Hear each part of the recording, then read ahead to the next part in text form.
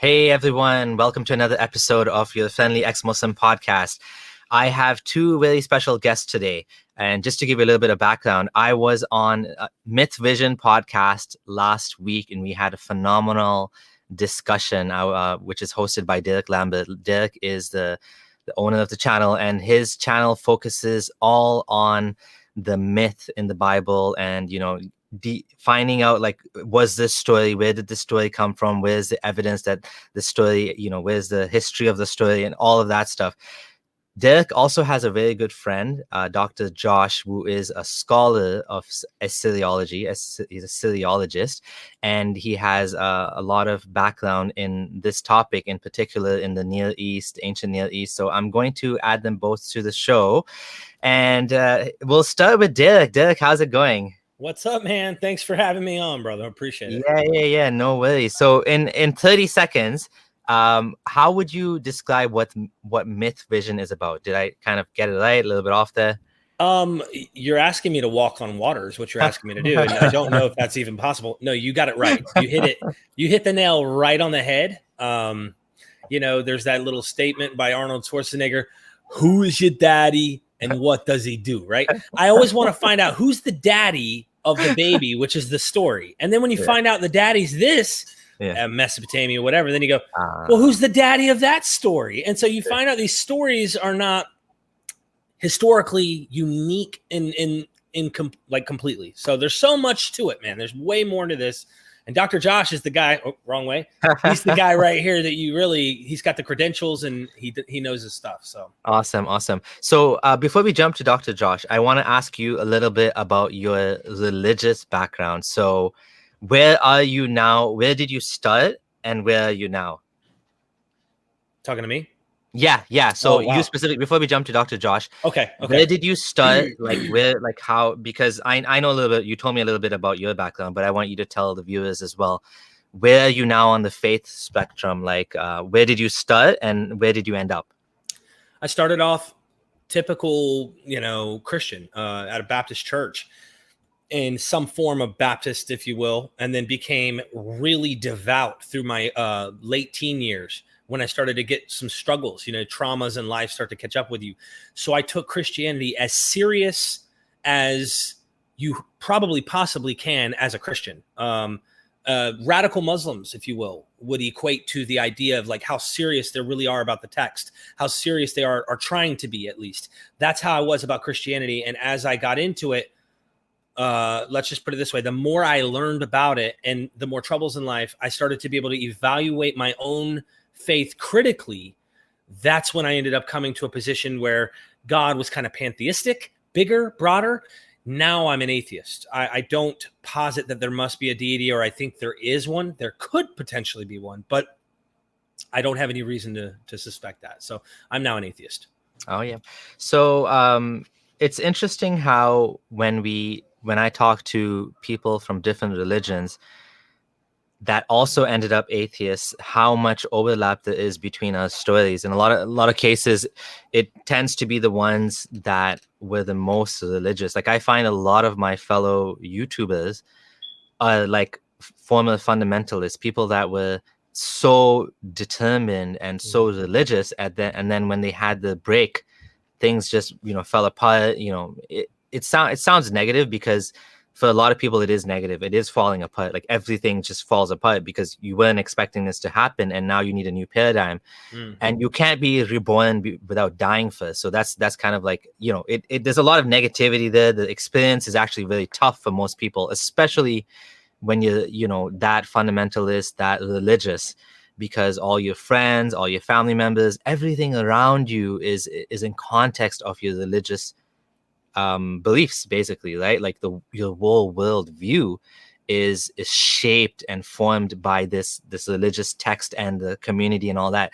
And so when you leave it, there's obviously a lot of sacrifice involved. And it's amazing how, a former Christian can have almost the same experience as a former Muslim. Now, depending on where you are in the world, depending on your family members, it would be a lot worse for a former Muslim if they're in a Muslim country, because the laws can be very, very against, it's actually illegal. it could be actually illegal to leave Islam. So that could be a unique sort of negative. But in terms of the family experience, especially growing up in Canada or America, a lot of the times the former Muslims, they're not facing death usually. It's more like family issues, family. If a woman, they may have to fake the hijab, again, maybe something unique to Islam.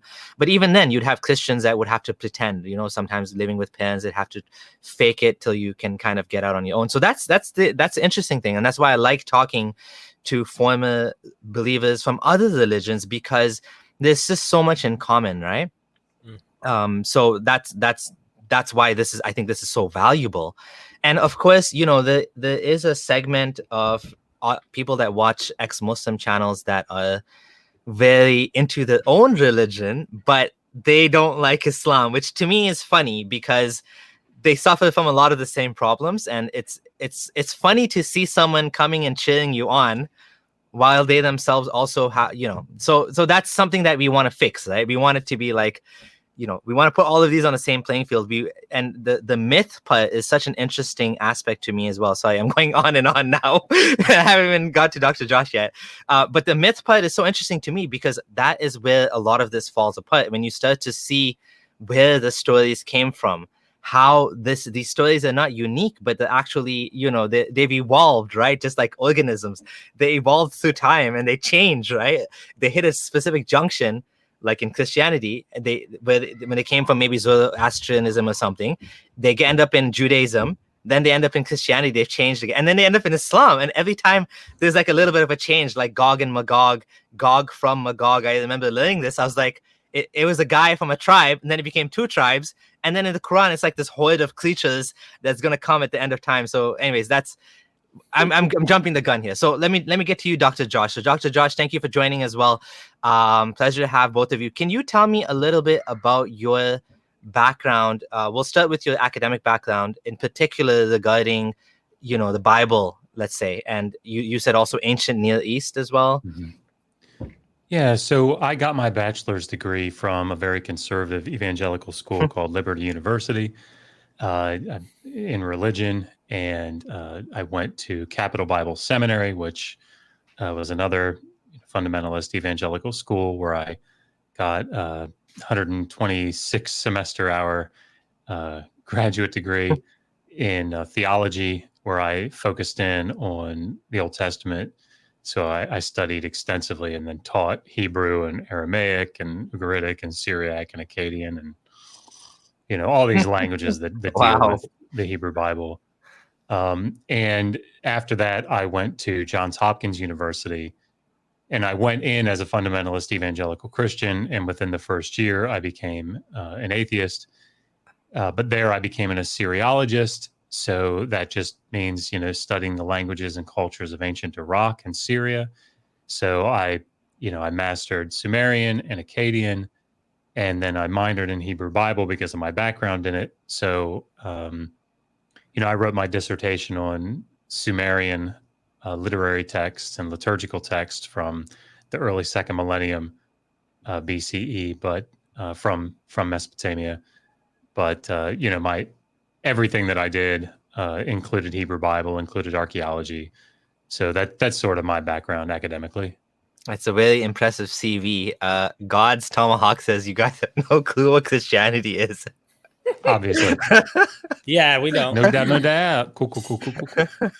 I would agree that, a lot of times I get asked questions like, why don't you normally from Muslims, I mean, to be fair, why don't you talk about other religions? And I'm like, how could I talk with confidence about the Bible when I was never Christian? I read the Bible sort of, like I looked through it, but like I don't, and unfortunately, when I did have a discussion with Dr. Hugh Ross, it went really badly for me because whatever he said, I just couldn't counter it. When I'm having a discussion with a Muslim, it's like, okay, I understand what's going on here. But with Dr. Hugh Ross, all you had to say was, well, in this other verse, it said this. And I was like, I've never even heard that.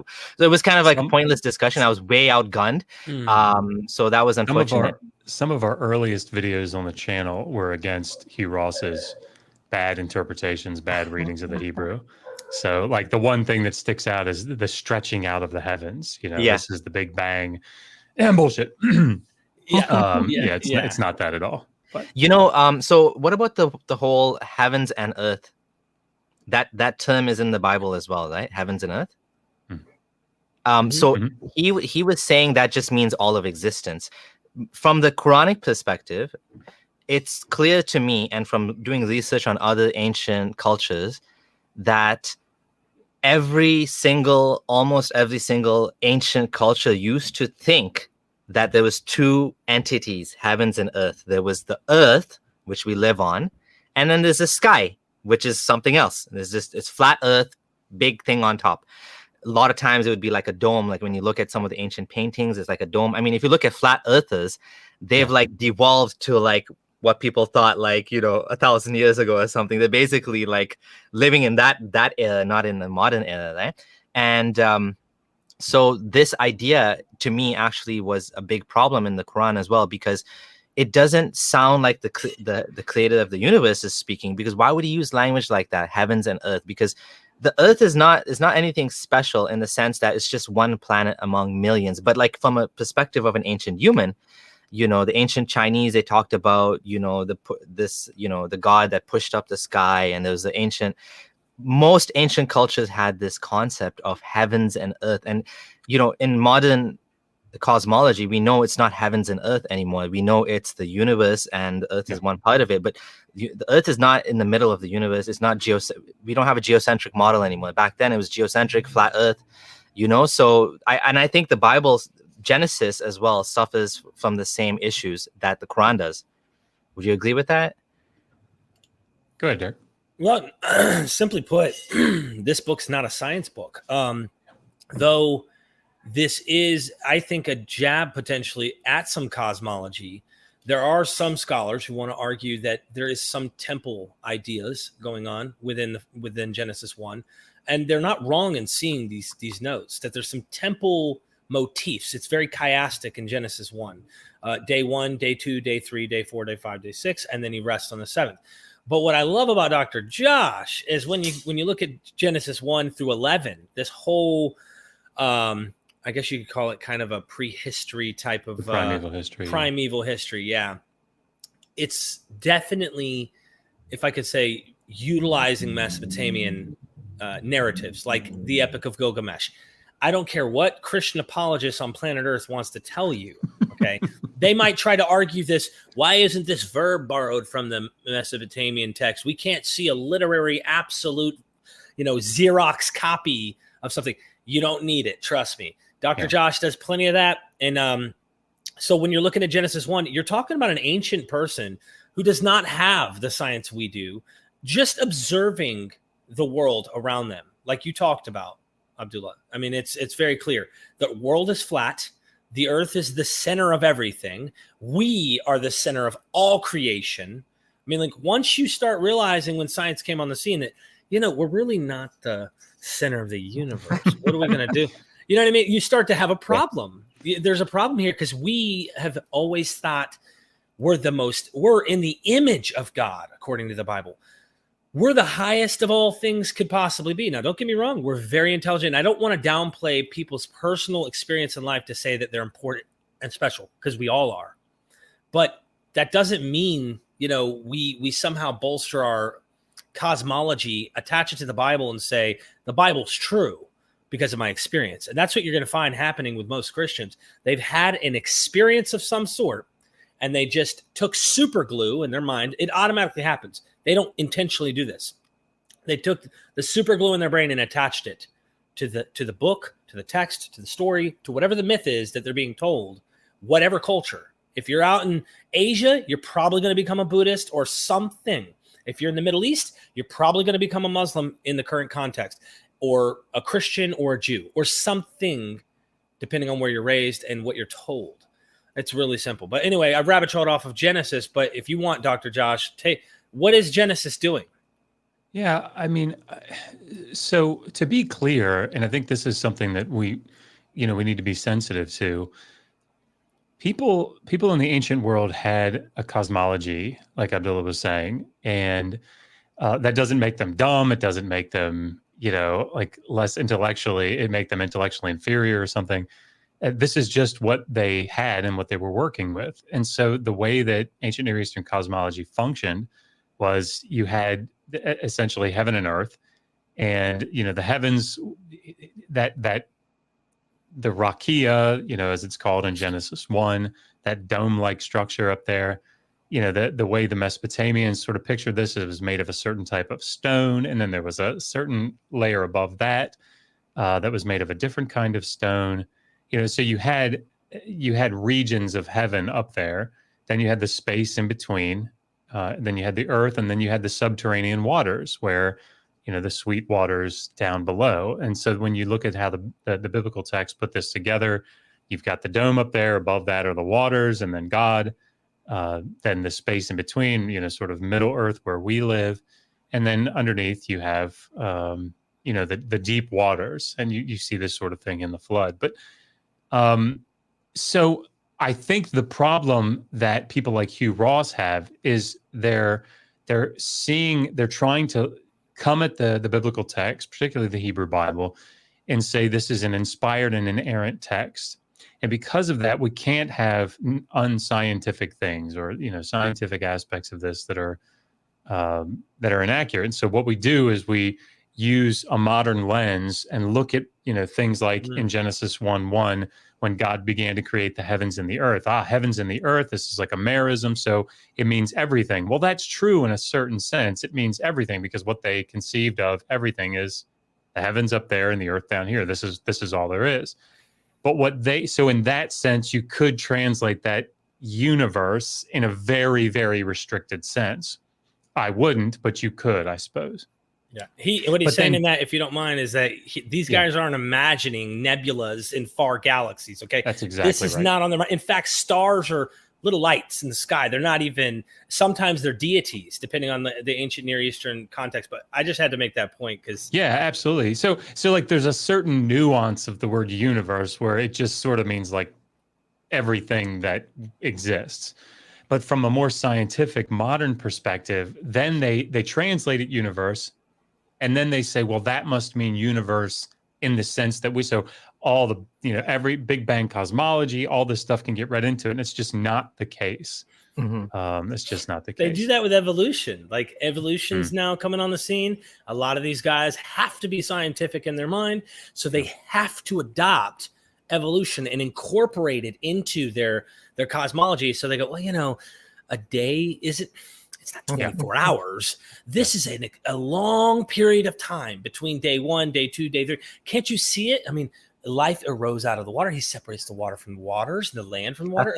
And they come up with these wild, convoluted, irrelevant to their original context interpretations. But what modern believer of any of these isn't doing that with the text already? They do it with not just Genesis, like even a lot of the passages that they quote as their own scripture. They divorce it from its original context and what it actually meant. So it's the reader's interpretation that counts. It doesn't matter what it was originally written for. We want to know what it really meant when it was written. And we're interested in hearing how these people interpret it. Sure. But it's like, just so we can go, wow, humans are created. Like you made that shit up right now. You know what I mean? Like that's our whole intention. Yeah, I'm going to say, I want to say a couple of things. So I think the reason why people try to put science into the Quran and Bible is because, at least for me, when I was a former Muslim, to me, that reaffirmed my faith in the Quran, that this book has, because, I'm assuming, okay, this is truly from God. So therefore, it not only has no mistakes, but it should have some sort of confirmation that this is from a deity outside of the experience of human knowledge. So that to me would be a strong confirmation. And, this was a narrative that was very popular in the 90s among Muslims, that there's scientific miracles in the Quran, and they would bring up things like this. So modern, nowadays, a lot of the da'is and the scholars and the preachers, they want to go the opposite direction now. And they want to step away from this because it's causing more problems. But this idea of scientific miracles, I don't think it's unreasonable for someone that's a believer or anyone that's looking for God's communication to expect that God's communication would actually contain some sort of confirmation that this is truly not from a human being. Because if it was from a human being, And you know, with the Quran specifically, it's meant to be God's final word, and it's meant to cancel out all the previous revelations. So there's no more messengers. Muhammad was the last messenger. So all you have is this book. So this book needs to be able to stand the test of time. But it doesn't. That's the problem. It doesn't. It falls apart. I want to share actually my screen and show you some interesting quotes from the Quran, which are quite similar to what you've been saying. So, for example, you said the little lights in the Bible. You know, some people see them as little light. That's exactly what the Quran says.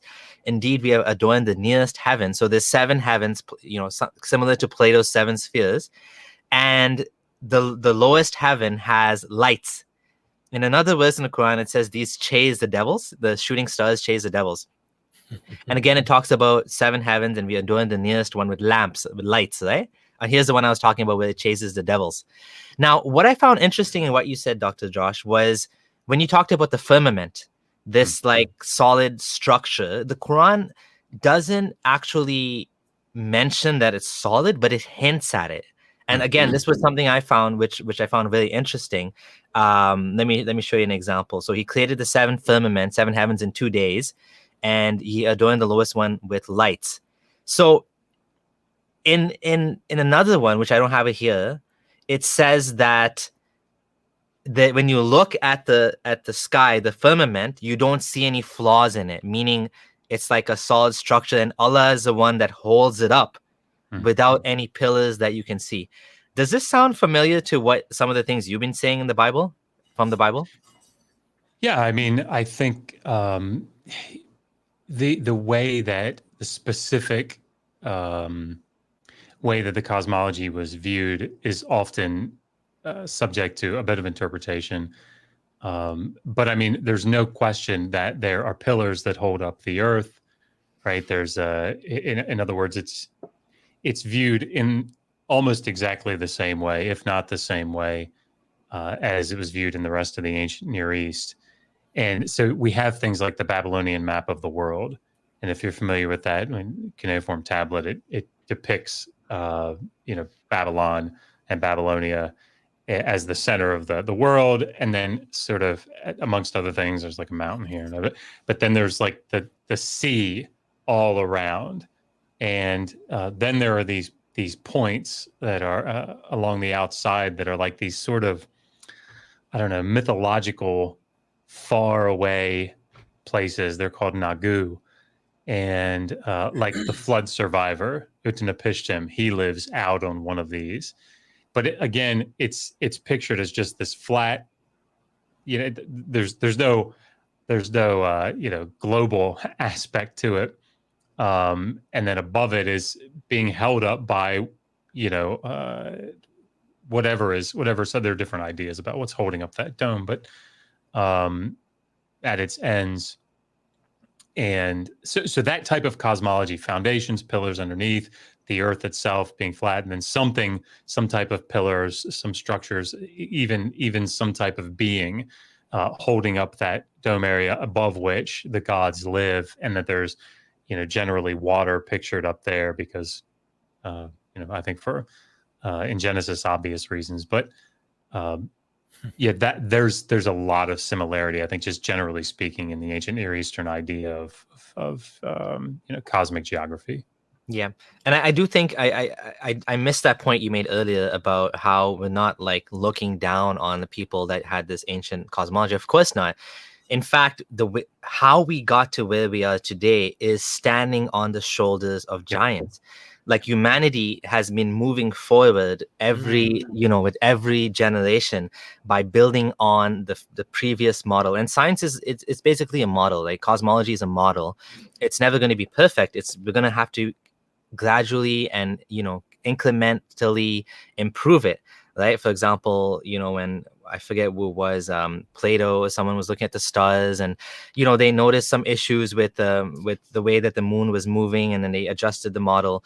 So we have better and better models that over time have actually more accurately represented, like the 7 spheres, everything going around the earth. There's problems with that model because the one of the ancient cosmologists noticed the planet was going back and forth, which doesn't make any sense, right, in that model. Then he realized that, oh, okay, this is actually not going around. The moon is actually going around the earth, but the earth is going around the sun. So they managed to figure it out, and that's a great thing. What I've noticed about Islam in particular, and I don't know if it's true about the Bible as well, is that there were Greek philosophers and scientists that actually knew better. They knew that they were indicating things like there wasn't a flat earth. Plato said the earth is like a ball decked with different layers, and like he actually mentioned it's like a ball.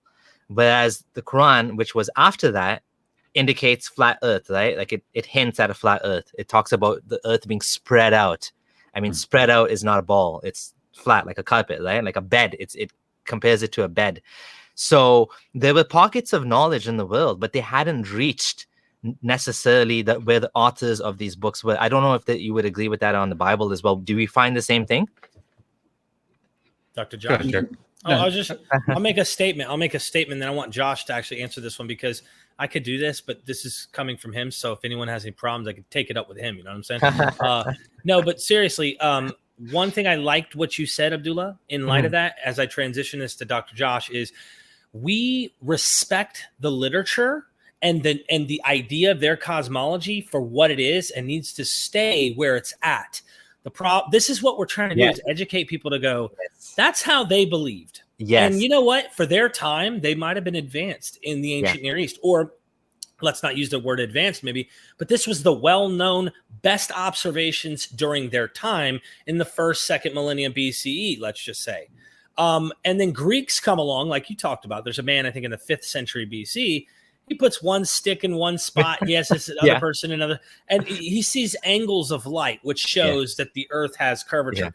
So, I mean, anyway, Dr. Josh, please. Yeah, and hold on, about that point. I mean, this to me is the craziest thing about flat earthers. I love flat earthers because they're just like so, like, flat earthers tend to bring this narrative that it's a modern NASA agenda to say the earth is round. But when you go to ancient world, there are people putting sticks, like, scientists that put sticks and figured out back then. They would look at the horizon and they would see the little ship, how it's hidden. And as it goes, it gets bigger and bigger and bigger. Well, that doesn't make sense on a flat earth. Well, they were Illuminati then too. Just remember, obviously, you know what I mean? They were all part of this thing. They've had it planned since 2,700 years ago. Yeah. Yeah. So my favorite go-to with people that say it's a NASA thing is go back and look at the even on Wikipedia, the round Earth article. It shows beautifully how humans gradually got to this idea of a globe.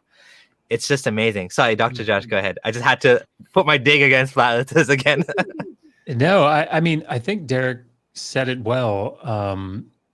I think that when we come to this sort of fundamentalist approach to ancient text, be it, whatever religion it is, when you have this more fundamentalist approach, which tends to come with reading very literalistically, trying to remain in their, ideas of things like cosmology or science, and then try to make them sort of fit with modern understandings, I think it obviously is incredibly problematic. And what it does is, I think it does grave injustice to maybe the better ways that we could utilize the text. And I'll give an example that I don't think will be controversial for anybody. The Epic of Gilgamesh is an amazing story.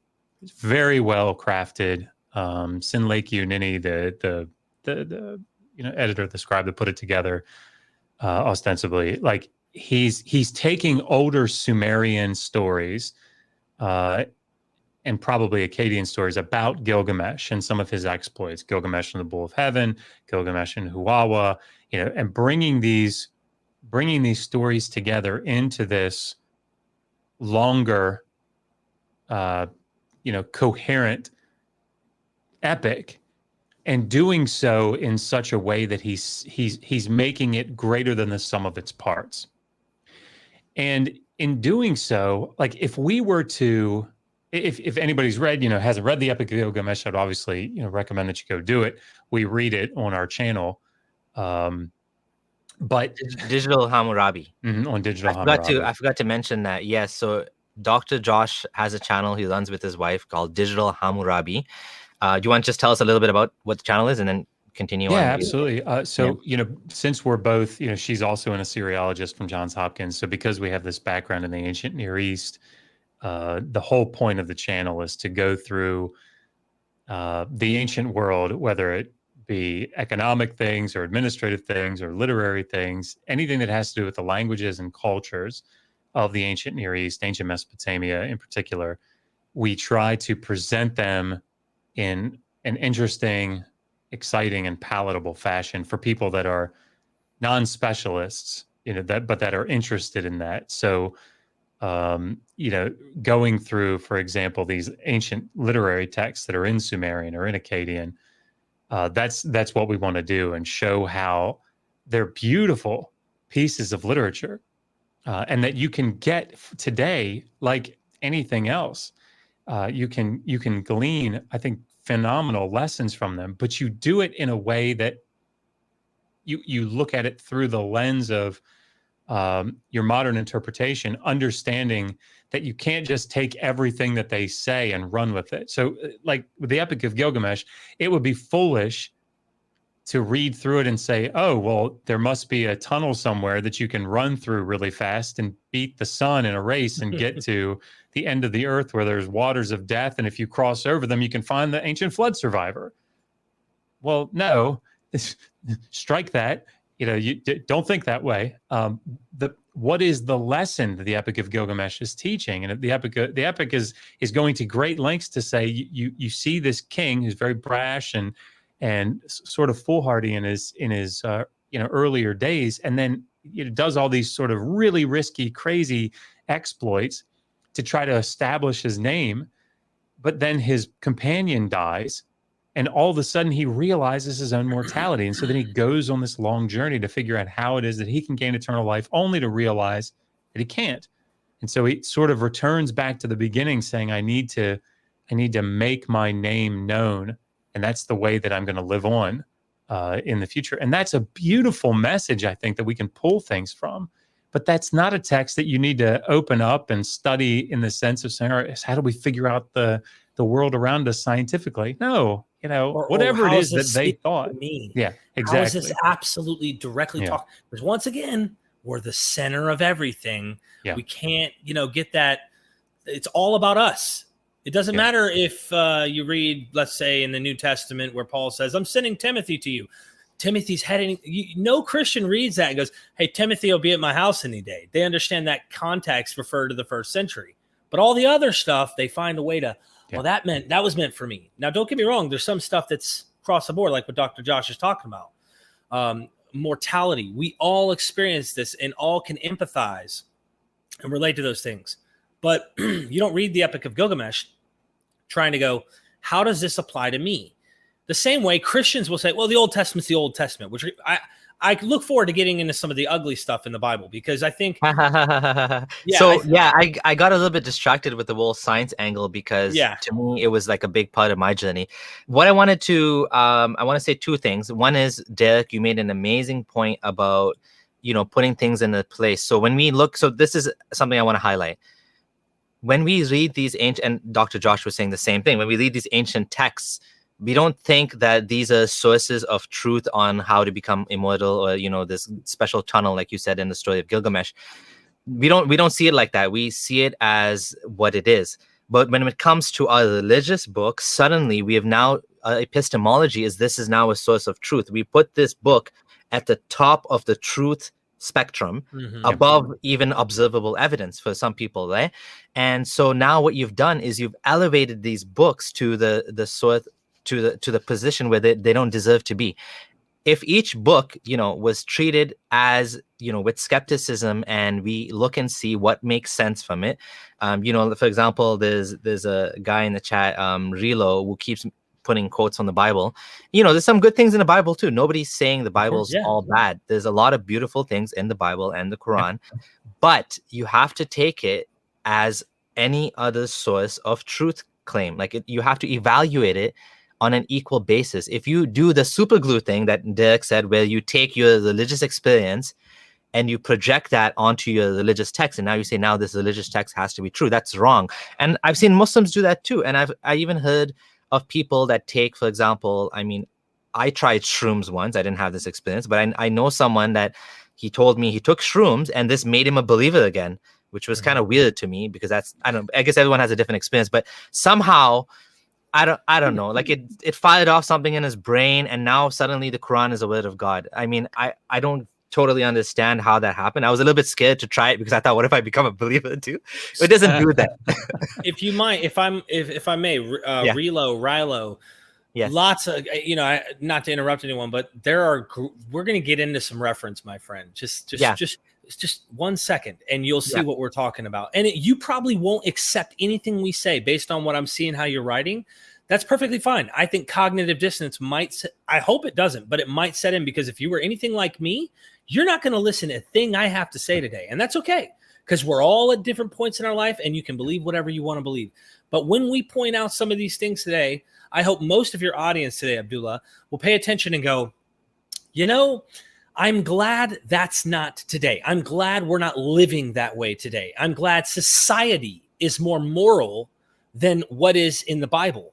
And many people will accept that, but not in Jesus, the New Testament. Well, we're going to get into that too. Yeah. We're going to show you that either, and this is the thing we're going to have to get into, Abdullah, is that either God does not know the future, or God is like evolving with man, open theism, or he doesn't care that much to a point where he wanted to abolish things that we know are horrific today, and they were being permitted, sometimes commanded in the Bible. Not that God just sat back and goes, well, humans are horribly wicked and I can't interfere with their free will, so they just do really bad things and it's out of my zone. No, there are times where God commands someone to do things. So we're going to get into these things. Okay, so let's jump into that then. Enough on the science.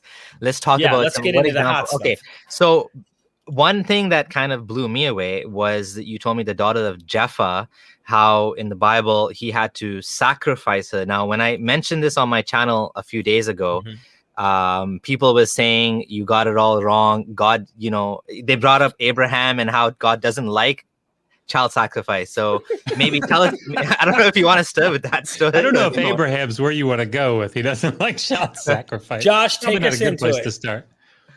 Yeah, I mean, so I think it's good to start by saying we have to be able to differentiate between ancient Israelite religion and what the Hebrew Bible, this late Judean text, is advocating for. Those are very often quite different things. And so an example of why that matters might be something like Deuteronomy 32, because we always talk about monotheism, right? And how the Hebrew Bible is like moving toward or is perpetuating this idea of monotheism or henotheism, whatever. And if you look at Deuteronomy 32, where the text talks about El, a chief Canaanite deity, and Yahweh as ostensibly, it seems like what's behind this text is they're two different deities, right? El is Yahweh's father. Mm-hmm. Well, it seems like Deuteronomy 32 in its final form is trying to go to great lengths to try to make those syncretized and say that Yahweh and El are the same. But in doing so, it gives away that originally the idea in ancient Israelite religion was that they were two separate deities, and El was Yahweh's father. So being able to distinguish between what is Israelite religion and what the Hebrew Bible is trying to put forward is really important. And the reason that that's important is something like child sacrifice. People will go through and like the book of Leviticus and say, look, it's very clear God is against child sacrifice. Yeah, right here. And what I would say, oh, there it is. What I would say is, that was perfect timing. What I would say is that the Hebrew Bible in its final Judean edited form is very much against child sacrifice.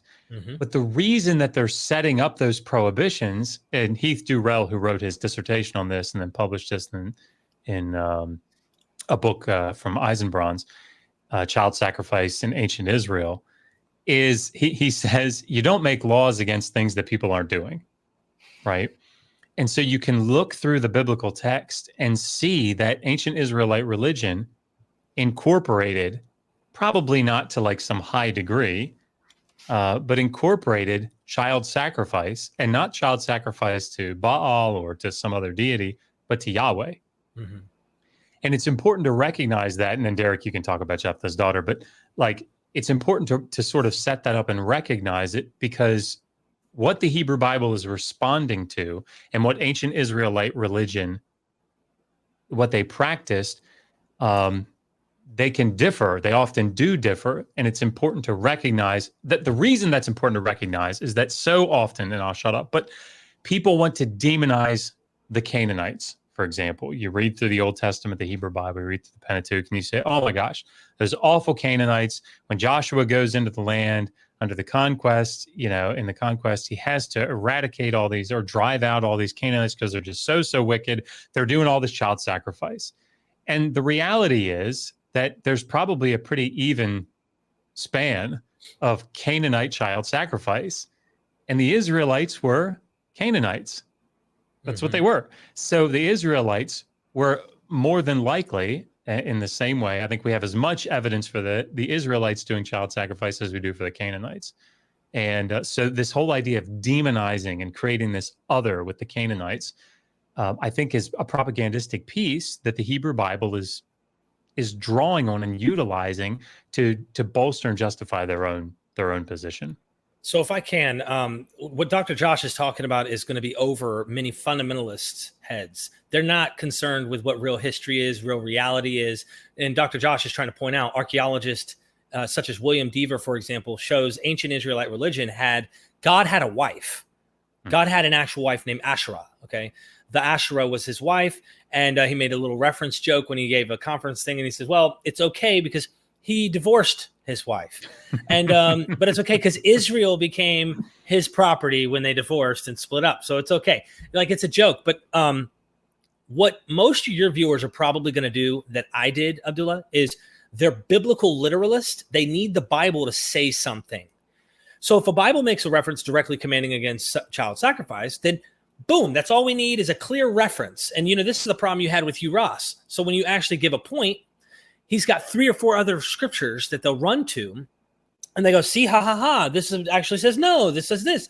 You know why? Because the book is not writing one story. In fact, you have in Deuteronomy, for example, and correct me if I'm wrong on this, Dr. Josh, before I get into Jephthah's daughter, one place it says you can own an Israelite slave. You can own one of your own countrymen or women. You can own another. It's like in America, imagine slavery was universal, like a system like it was in ancient Near East.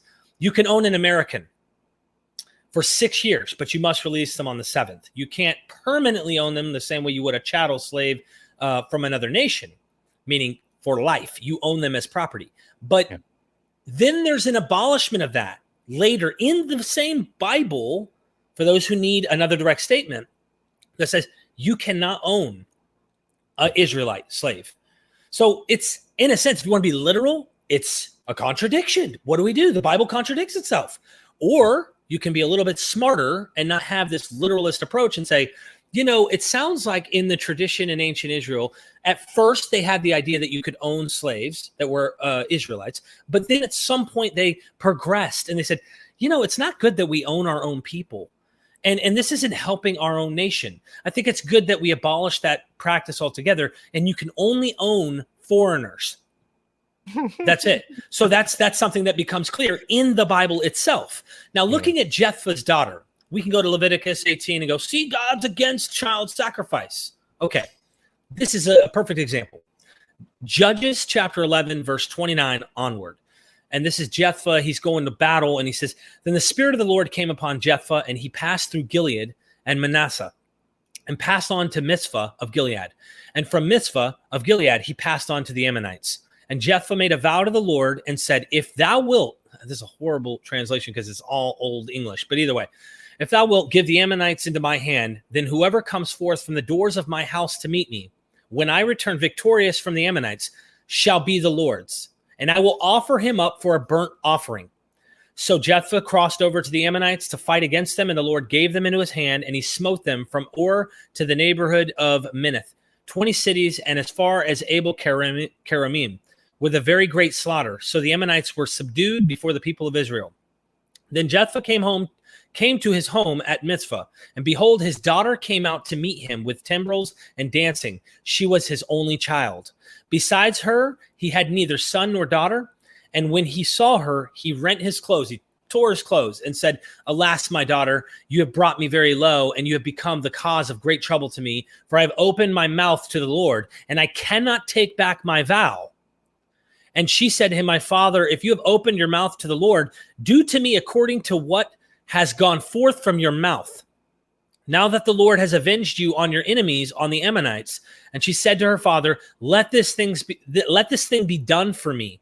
Let me alone, pretty much, let me go for 2 months, that I may go and wander on the mountains and bewail my virginity, I and my companions. And he said, Go. And he sent her away for 2 months, and she departed, and she and her companions, and bewailed her virginity upon the mountains. And at the end of the 2 months, she returned to her father, who did with her according to his vow, which he had made. She had never known a man, and it became a custom in Israel that the daughters of Israel went year by year to lament the daughter of Jephthah, the Gileadite, for 4 days in the year. Now, I want you to pause for 1 second and catch something here. If God's so against human sacrifice like that, and that's his child, right? When he made that deal with God, don't you think God could have easily said, No, my friend, you will not do that to your daughter? Or at this last second, let's pull the Abraham stunt. I see you were faithful. I gave them into your hands anyways, but no, your daughter's life will not be taken on. No, he burnt her as a burnt sacrifice. No matter how you chop it up, fundamentalists and apologists want to argue to try and make it sound like, no, the only thing that was sacrificed was her virginity. She had to remain a virgin the rest of her life, or some BS. That's not what the text says. His vow was the burnt sacrifice. This is why he was so distraught. And whether this is historically true, it's reflecting something here that is a reality. Human offerings to God. Let me ask one question. Like, how does this make sense that I will sacrifice whoever walks in my tent? Like, okay, how is that a sacrifice? It's like, I'm going to murder the next person that comes to my house. I don't care if it's a mailman. I don't care if it's a neighbor. God, you get me this job. You know, I need this promotion. Get me this promotion. I'm going to kill the next mofo that walks in my house. How is that even a sacrifice? Oh my gosh. Like, you don't even know who it's going to be. It could be some little kid or something. I mean, which is exactly what happened. It was his daughter. Exactly what happened. How does that deal even make sense? And does this not mean that God is like Jehovah is a God of war? I heard Ken Armstrong or someone mention that this Jehovah was a God of war that eventually became the only God. It was jealous of other gods. You know, this God has a personality and jealousy and characteristics. I have to tell you guys, this is Dr. Josh's book. If you want to really do a thorough, and this is just volume 1 right now. This book right here, The Atheist Handbook to the Old Testament, was just released. It's on Audible. It's on ebook. It's on paperback. And if you are listening to what I'm saying and you really want to know more, even if you don't believe in what I'm saying, I agree. That's fine. I don't care if you agree with me. Read this, and I'm telling you, as you go through this book, you will be stuck having to go, slavery? Oh my gosh. And using all the law, like, bro, it ain't it was just like a job in the ancient world where you go and you just need to pay back. There's way more to that. That's part of it. Don't get me wrong. We're not trying to straw man. We want to still man the idea, but there's much more. This book, can I put this up here? I mean, this is like So I was gonna actually ask Dr. Josh if you want to actually, now is a good time to talk about your book. And the link to the book is in the description already. So Dr. Josh, you don't need to hold it up. Bro, I love I'll this put it on book. the screen. I'll put it on the screen while you talk about that. Let me just grab the link. Dr. Josh, you want to just tell us a little bit about the book? Now's a good time as any. So I guess the elevator speech about the book would be, so often online we have exactly what we see here with us in the side chat, right? You have atheists or skeptics saying the Old Testament says X about God, about Yahweh. And the Christian, generally Christian apologist says, no, that's not what it says. You're misreading that. You don't understand the context. And the example that I always give is 1 Samuel 15, where Saul, who is the king over Israel, is told by God to go wipe out the Amalekites, go to war and wipe out the Amalekites. And it's very specific. Kill men, women, children, infants, like the suckling infants, cattle, sheep, everything. Wipe everybody out down to the infants. And an atheist or a skeptic in these debates will say, how can you serve a God or base your morality on a God who would call for the genocide of a people down to the very innocent babies? And what always comes back is, do you know who the Amalekites were? Do you know the context of that passage? And I even see it in the side chat here, right? Like somebody's already writing it. So that question, like that, who were the Amalekites? And why is it that God is commanding this? Well, the point of the book is twofold. One, it's to give the reader, and it's geared toward atheists, but it's great for, I think it's great for everybody to read. It's the first half of the book gives you the broad background to the Hebrew Bible that everybody needs to engage in these discussions. So chapter 1 gives you the narrative. What is the story that the Old Testament is actually telling? And it just walks you through it. So volume 1 walks you through from Genesis 1 and the creation of the world down to the death of Moses as he's outside. He and the Israelites are outside of the land of Canaan, getting ready to go in and conquer under Joshua. Volume 2 will pick it up there with the conquest of Joshua and go through until the return of the exiles from Babylonia. So So you get you know what the narrative is, you know what the story is. So then chapter 2 gives you the ancient Near Eastern history, and it walks you through what the history actually was in the ancient Near East, all the way from about 3000 to about 300 BCE down near Alexander the Great. Then chapter 3 goes into archaeology, and archaeology, how it works, what it is that archaeologists do, and then what biblical archaeology was like, how it's developed. And then it gives 2 test cases so you can see how archaeology works with the Canaanites and the Philistines.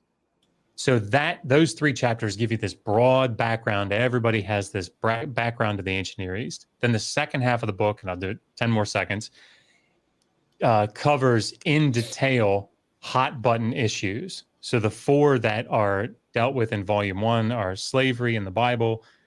Did Moses write the Pentateuch? Was the book of Daniel written early or late?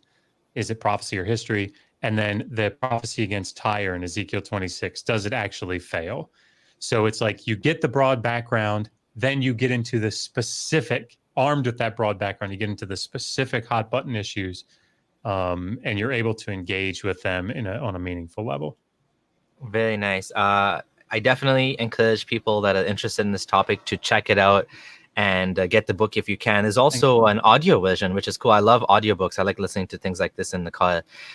For those of you who have not liked the stream, do like the stream now. We want YouTube to know this is a good show and share it with other people. So do click on the like button. Thank you so much. And those of you who would like to actually support the channel, feel free to also join it or join me on Patreon. And thank you, Derek, for plugging my Patreon as well.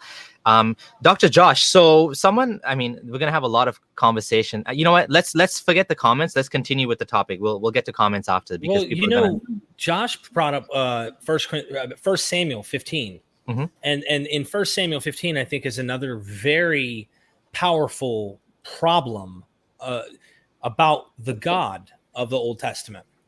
He commands King Saul in Israel, to go destroy every man, woman, and child of the Amalekites, like everything, including its cattle. Don't keep anything.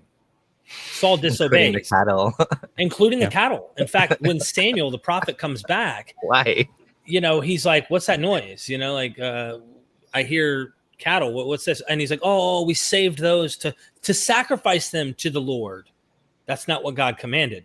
Yeah. Notice the problem isn't, oh, you killed little children, or you killed women, or you killed the men, women, and the children. The problem is you didn't do everything that God commanded you to do. kill everyone. And one of the problems is he didn't even kill the king. So he kept the king, and he kept some of the cattle, or the spoils of the soldiers kept some of the spoils. And this is a big problem I saw Rilo bring up. Rilo was saying in the chat, oh, well, they were Nephilim. Like every single Amalekite was some there's different people who take different positions on what the Nephilim were. But either way, it's like, well, the children Nephilim deserve to die.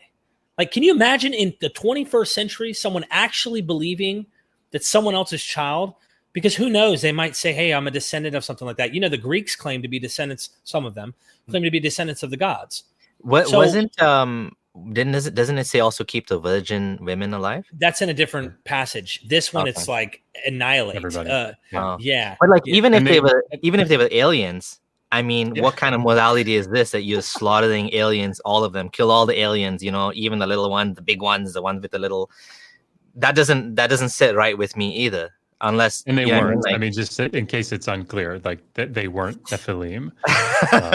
Just in case anybody's wondering. What a Nephilim? What is that? I never heard this. So, some sort of creatures or something. So they show up in two different passages, and the first is the most well-known one is in Genesis 6. So this is Genesis 6, 1-4. It's this sort of separate story that's brought into the primeval history. And it talks about how these angelic beings come down and have sex with human women. And their offspring become like these sort of divine human hybrids, right? And so this story gets picked up in the book of First Enoch, and it gets developed a lot, right, in great detail. There's all this detail about the angels coming down, and they're talking about it and what the resolve that they have, and then all the things that these giants do. And anyway, so the flood occurs, right? God brings about the flood, and there are only 8 people left. And so you would expect, right, all these half-breed, divine human things, they're all killed in the flood. Well, in Numbers 13, when the Israelites are first sent in, there are 12 spies that are sent in to spy out the land. When they come back and give their report of the land, they bring back news of, oh, it's such a great place. Look, here's all this huge, produce, tremendous produce. And but the people in here, they're giants, right? And we've even seen the Nephilim. So we've seen these like half human, half, divine. So there's a lot of debate about what that means. Is it being used sort of like in a hyperbolic way? Like, I'm trying to think of a modern day example that we could use, but, or are they actually trying to argue that the descendants are there? And of course, if you're arguing for actual Nephilim are there, you have to figure out how they survived the flood. So then you have traditions where there's like a giant that hangs out on top of the ark, on Noah's Ark, and like makes his way, escapes the flood. Right? Are you serious? Anyway, wow, this is like next level. Yeah, different people do different things. But what I was going to say in the vein of this is the Philistines also, if one wants to argue the Amalekites are somehow Nephilim, and they somehow, I mean, I get why a Christian would want to defend this book no matter what. Doesn't matter how ugly you think it is. There's a justified reason why this would be okay. In the Philistines, you have Goliath. He is part of this descendancy as well, right? Obviously, he's an enemy of Israel. But are all the Philistines also now reigning in this whole bloodline? And did they all deserve to be annihilated? We can trace historically. So this is where the Bible and history play a role. And this is what I was trying to say about the Greeks before I moved off the subject, because the Greeks claim to be descendants of gods. Are all the Greeks this bad bloodline who deserve to be annihilated, and they're not considered men, women, and children now? So I probably have Greek blood in me somewhere. And so does Dr. Josh. We don't know. I'm just saying this. Yeah. Am I not a human now? I mean, this is how absurd the crap gets. So when we start making these points that, oh, well, those aren't real humans. Okay, say we have to put this particular 1 Samuel 15 passage to the side because someone thinks that some humans are aliens and some humans are somehow, or demon breeds of whatever, which is a horrible worldview. Like, who would want to view other humanity this way? The whites used to think blacks were cursed. A lot of racist stuff comes, oh, we have better bloodline supremacy. I mean, you start to get into that crazy world that no one should be thinking in modern context. It's horrible. So let's go to a different passage. Dr. Josh, what about the humans where it's like, all right, make sure you kill everyone, but save the virgins for ourselves? You think that looks pretty? I mean, before you jump in that, can I just say, just deal with a few comments? I think they're interesting comments, and I want to. So that was my point, that I hear that it doesn't matter who they were. You know, obviously, genocide of any species would be wrong. But again, if you're making believe now, like, I don't know what the rules are anymore for the, you know, if you're like alien, I saw you like demon hybrids. Can you kill demon hybrids? Like, my morality says it's okay to do genocide against demon hybrids. That's my. If you're a Christian rapper, if you're a Christian rapper in the 90s and the 2000s, then yes, it's absolutely necessary. You have to beat them demons over the head with a lead pipe or something. Going out the wicked. Here's another funny comment. I thought this was funny because YA is obviously Christian, and he's saying something which to me is like really ironic. There's no evidence for aliens, but he believes in all of these other things without evidence, because the Bible is evidence, apparently. I guess now the Bible itself is not the claim; it's now the evidence, right? Well, look, I don't want us to mock, okay? Yeah. I definitely do not want to do that to anyone's beliefs, right? So I'm open-minded to their other planets having life form, of course. I mean, if we evolved, I'm not saying that other humans are out there. The complexity involved in how evolution and natural selection takes place, we're getting off topic. But my point simply is I don't want to mock someone's belief. What I am trying to do, though, what I want to do is defang the belief so that they can change and evolve their belief. You're going to believe in Jesus, you believe in God, that's okay. I'm not against that. Like, for example, Dr. Josh's wonderful wife, she believes in God. The last person, she would kill someone, less likely to kill someone before me and Dr. Josh would. And I say that to say, like, she would not be okay with these things. She realizes these are old, ancient literary stories. And in those days, this might have seemed normal in the ancient Near East to go slaughter villages of people who were your enemies. That was common. Even Native Americans did this in America. So this happens all throughout the world. That doesn't make it okay. We're trying to point out, you're listening to a book that you claim is holy, and you say it's the message from God, and it's telling these things, not just about humans who do things, because that's their cop-out. Well, humans do bad things. Didn't you read the Bible? They're horribly wicked. They're desperately wicked. Their heart does wickedness continually, is always, which is the thing that was said right after the flood. God's like, I shouldn't have done this. Oh man, and God, and the man's heart's continually wicked. But that's not what we're painting. We're painting a picture here showing you God's active involvement to command them to do these things. And God is totally like, yes, I want you to go do this to these people. Like the Molech sacrificing the children, right? Yeah. So you have a whole tribe that's rolling their babies into the arms of Molech. I've seen the statues, the images, but I don't even know if Molech has been seen as an actual god in the ancient Near East, which is a whole different topic, meaning this is a fictional story of a fictional god. But it sounds like they're rolling it into the fire. Well, I mean, without like going into that too, I talk about it in the book. That's one of the test cases for archaeology that we use, but like Heath Durrell and others like Otto Weisfeld have argued, and I think probably pretty convincingly, that this Molech sacrifice, a sacrifice to Molech. Molech's not a deity. Molech is a type of sacrifice, like an olam or an olah sacrifice, like a whole burnt offering sacrifice. So because you can have MLK, Mulk sacrifices to different deities, and Yahweh. Yeah, even Yahweh. So, but I mean, I think the bigger point for me in all of this, when I hear people say things like, "Oh, there were giants," "Oh, there's Nephilim," this is why it's so important to understand history and archaeology, because we're not like there's not a paucity of evidence historically and archaeologically for the late Bronze Age. So the time that Canaan is supposed to be inhabited by these huge walled cities that are ostensibly, defended by these half-breed, divine human giants. Like, we know what's going on in Canaan in this time. They're under the control of Egypt, like firmly under the control of Egypt. There are Egyptian outposts. This is the Amarna period. We have letters from this period between the city-state kings, these little city-state kings, who are bickering back and forth about the other little city-state kings. And we know what's going on at this time. There aren't giants in the land.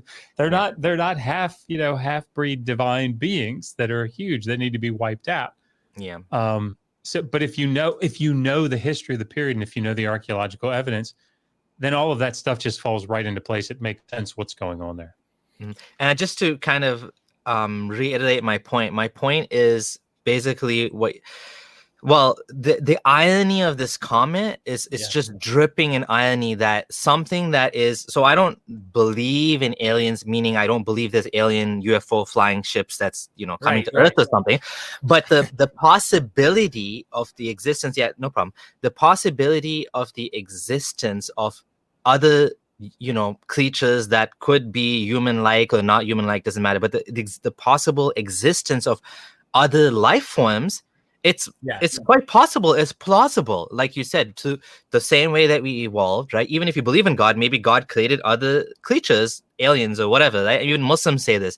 Muslims say that there's possible life on other planets because the Quran doesn't say there isn't. I mean, it would really contradict the message of many things in the Quran would be contradicted, because the Quran says, all of jinns and mankind, there's two sorts of, there's angels, jinns, and mankind. Jinns are these like spirits. Angels are, what angels are. And jinns can be bad. If jinns are bad, the devil. So there's basically three different types of creatures, right? And Allah says, I'll fill hell with jinns and mankind, right? So there's two types of creatures. But some Muslims will say alameen doesn't mean jinns and mankind. It means all creatures and, life forms or whatever. So my point is that if you're willing to believe in like half creature, demon, hybrids, giants, and all these things, simply because it's written in some book, but you're claiming there's no aliens. I mean, to me, that blows my mind that something that's possible, you would reject outhand, something that's totally unlikely, probably just some guy wrote it in a storybook. It's just a myth. You believe in that. It's just the epistemology is so wrong. Like, that's what happens when you take dogma as certainty. Like, you're willing to believe the most outlandish, absurd, ridiculous things. But like something that's possible, aliens, not saying for sure there's aliens, but it's likely, possibly happen, it could be. You just thought that, there's no evidence for alien. Oh, wow, like you're, like, you know what I mean? It's just like you've just flipped the point, the evidence hierarchy there. So, anyways, not to go too much on that point, I want to read this comment because, again, I think it's so indicative of some of the type of viewers I have. There's no problem to be an ex-Muslim. It's actually a good thing. Otherwise, however, with the Bible, Christ is the truth, the way, and the life. Nobody goes to heaven except through him. This is why I have ex-Christians on my channel. Yeah. Because they like that you're against Islam and they see the harms in our current context from it. They've seen Christianity has been extremely pacified compared to what it was 300-400 years ago, where you could go and actually kill someone who didn't believe in the Trinity. You could burn someone at the stake legally for not believing in a Trinitarian deity. But they like the idea of taking out a harmful religion like Islam. And of course, I'm on board with that as well. I want to see people start to change and start realizing what these are, including the Christ, including Jesus, I'm consistent when I say all of these need to be equally dealt with. And I think I just bought 4 books, by the way, on this whole thing. One of these books is 20 early manuscript issues in the Quran. Because, they're all about inerrancy, God's actual word. And it's like, okay, we already have contradictions in the source manuscript tradition of the Quran. I do it with the Bible. I do it with everything. And we know Otangelo, by the way. Me and Dr. Josh know of Otangelo. So, Josh, you want to add anything to that about this comment, or should we jump on to the next example? We can go on. Okay. So what's the next example you'd like to A couple of people, Ben in the chat has been asking about slavery. Before we talk about slavery, let me just make a point. So I've heard from Christian apologists before and other Christians that, you know, and I sort of agree with this. So maybe I'm wrong. You tell me if I'm wrong. With the Quran, you have this issue that people believe the Quran is for all times and the Quran is prescriptive.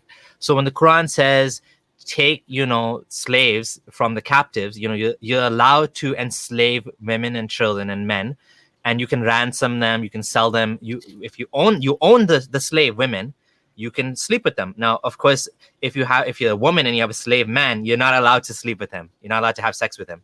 But the man can sleep with his female slaves, his concubines, right? Which is weird. But anyways, so that was the way of life back then, and the Quran actually legalizes this. The Quran says you have to marry your any woman you want to, you know, sleep with. You have to marry her, except if she's your slave. So I always ask, well, if God really wants to eliminate slavery, because the Quran talks about freeing slaves. Muslim apologists will always say, but the Quran says free the slaves. But then why didn't Muhammad insist that? Because you can do this, you can marry your slave woman and make her your wife. So why wouldn't the Quran insist that you marry the woman that's your slave? She has the full rights as a wife, and then you can sleep with her. Why does it allow you to use these vulnerable women that really don't have a choice? I mean, there's no consent. There's no issue of consent. There's no question of consent because you own her. She has no choice in the matter. It doesn't say in the Quran you have to ask her for permission. The whole concept of consent doesn't exist in the Quran. There is no consent. You own her. And even with the wife, there's the same sort of similar problems that a wife is not allowed to not consent to sex. And if she does, she's cursed by God and this and that. The hadith say, it's not in the Quran, but it's in the sayings of Muhammad that any wife that, you know, denies her husband, the angels are cursing her. The huris, meaning the women that God created for you in paradise, are cursing her, blah, blah, blah. It doesn't say you can like rape her, but it does spiritually compel her that she's a sinner and she's doing wrong and God will be mad with her and so on and so forth. But with the slaves, there's not even a question of that. There's just no concept of consent. Now, I know some Muslim apologists will say you still need consent, but it doesn't make sense. Like, imagine like an ISIS fighter capturing a 13 or 16-year-old Yazidi girl. What is she going to say? No? She's going to say no to this Afghan warlord. No. It doesn't even make sense, right? Yeah. So obviously Islam, you know, the problem is many Muslims will say to this day, slavery is allowed. And of course, some will say, no, it's not. But they have a harder position to argue because Muhammad never forbade slavery. He never eliminated. He eliminated interest, riba. It's called riba in the Quran, usury. Which, of course, interest is one form, which is why me as a Muslim, I never bought a house under a mortgage because it was forbidden. But slavery was never forbidden. So some Muslim scholars or preachers will say, well, God wanted to eliminate it gradually or whatever. To me, that's BS, but that's their argument.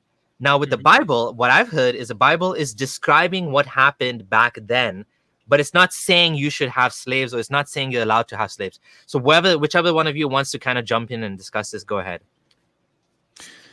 Yeah, so there are primarily three passages in the law, the legal sections of the Hebrew Bible and the Pentateuch that deal with slavery. And I wrote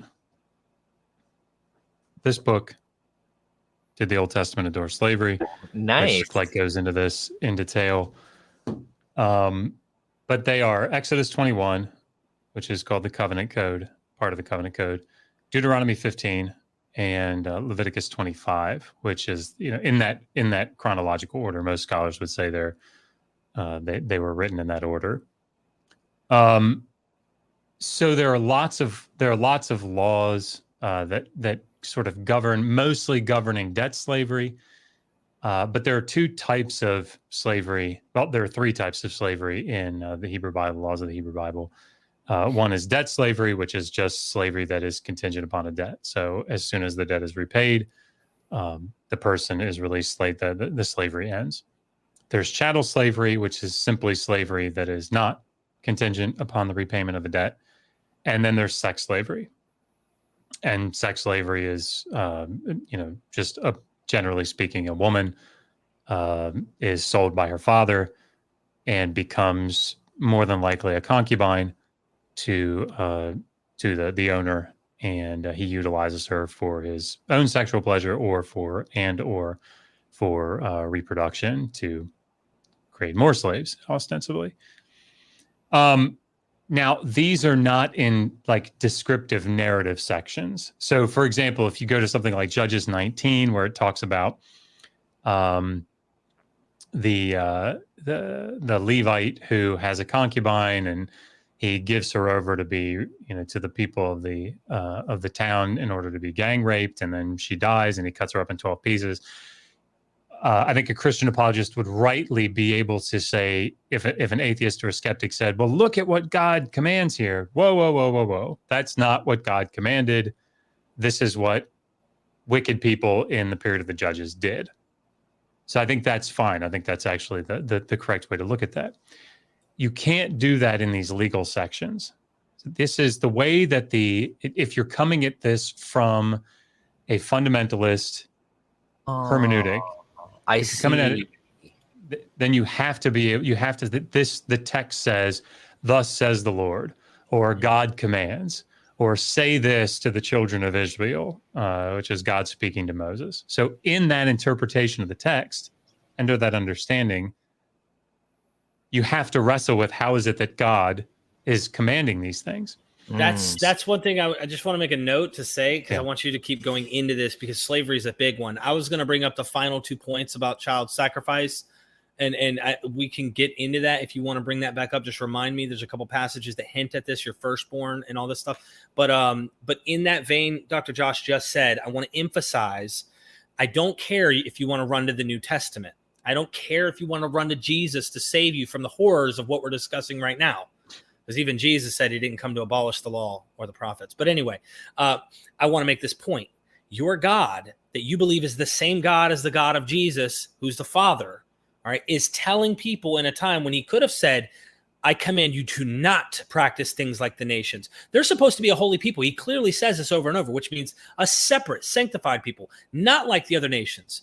But here, this is in line with all of the ancient Near Eastern stuff. This is not a shocker. If you go to any institute anywhere where they don't like try to protect the Bible, they read it for what it says. They're actually trying to teach you. They're all going to show you, look at the Hammurabi Code. Look at all ancient Near Eastern context and how slavery was run. And everything you're reading here that Dr. Josh is talking about is found in the Bible as well. It is no different in that respect. Your God is okay with that. Are you okay that your God was okay with that? This is the question that we have. And they want to go, well, God, it's the human's fault. God commands this. He could have abolished it in the Old Testament. They could have been so holy that they didn't even practice slavery at all. They'd have been a weird nation in the ancient Near East, and I don't know how they would have survived. But either way, God could do anything, and he didn't abolish it. Please go, Dr. Josh. I'm loving this. Can I just ask a question about Dr. Josh, what you were saying about the legalistic portions? Are you saying the parts where the Bible says, this is how you treat a slave? Yeah. If a slave runs away or this and that. Yeah. So there are several legal sections. They show up in Exodus, Deuteronomy, Leviticus, and they're basically, these are the words that God commands from either, Mount Sinai, Horeb. And so Exodus 21, for example, Exodus 20 is where you have the famous 10 commandments. Exodus 21 starts something called the mishpatim, like the customs or the laws, whatever it's translated. But this is like, these are this casuistic, if this, then that. So everybody wants them to be prescriptive when they say things like Exodus 21:16. If a man kidnaps another man or is found in possession of a kidnapped man, he shall be killed. Right? He shall surely be put to death. Oh, well, that's prescriptive, right? That's not. That's not describing what people did. And this is God's command. See, but then when you go 5 verses later and it says if a man beats his male or female slave with a wooden rod and they die immediately, then he's punished. But if he doesn't die immediately, then there is no punishment because that slave is his money or his property. Well, that one's just descriptive. That's just what bad people did. It's like 5 verses apart, right? Yeah. So, that's. I want to ask Yeah, go ahead. I want to go into this a little bit more, but I do want to bring up one super chat question for you guys. Ben says a comment on Derek Josh's slavery vid says chattel slavery never existed in Israel and was just visual thinking like Joshua's conquest. Thoughts? Yeah, so two aspects to the answer here, and I love Ben. Ben is always a smart thinking. guy, man. Yeah. So two aspects. The question of what actually took place historically is a separate question. This is what I was talking about earlier. What ancient Israelite religion was like and what the Hebrew Bible presents it as what they want it to be. Two different questions, right? And the same thing is true with slavery. Now, that being said, Samuel Gringus has a great article where he's looking at, I think what he's comparing is he's looking at the laws, some of the laws that we have in the Jewish communities that were in Babylonian exile, some of the things that we see in some of the administrative and legal texts there, which would have been, like 6th century, 5th century, well, 6th century primarily here. And then what we see in the rabbinic law, like the rabbinic laws, the rabbinic writings that are later, and comparing them to see, is there consistency between those two, separated by, those 5 centuries or so, and then makes the argument that what we would have seen in Israel in what we see in the Hebrew Bible probably is consistent with what came before and what came after, or what was at that time in extra biblical sources. So yeah, I don't think there's any question that there was chattel slavery. I don't think there's any question at all, and that's consensus scholarship position. However the Hebrew Bible spins it, there's no question that there was chattel slavery, people owning other people, and their release is not contingent upon repayment of a debt.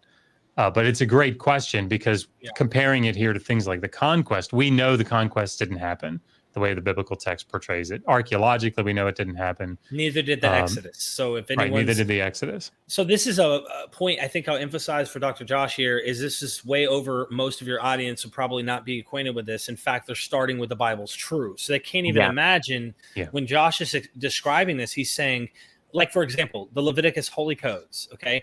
Most of this probably was not practiced in the population of Israel.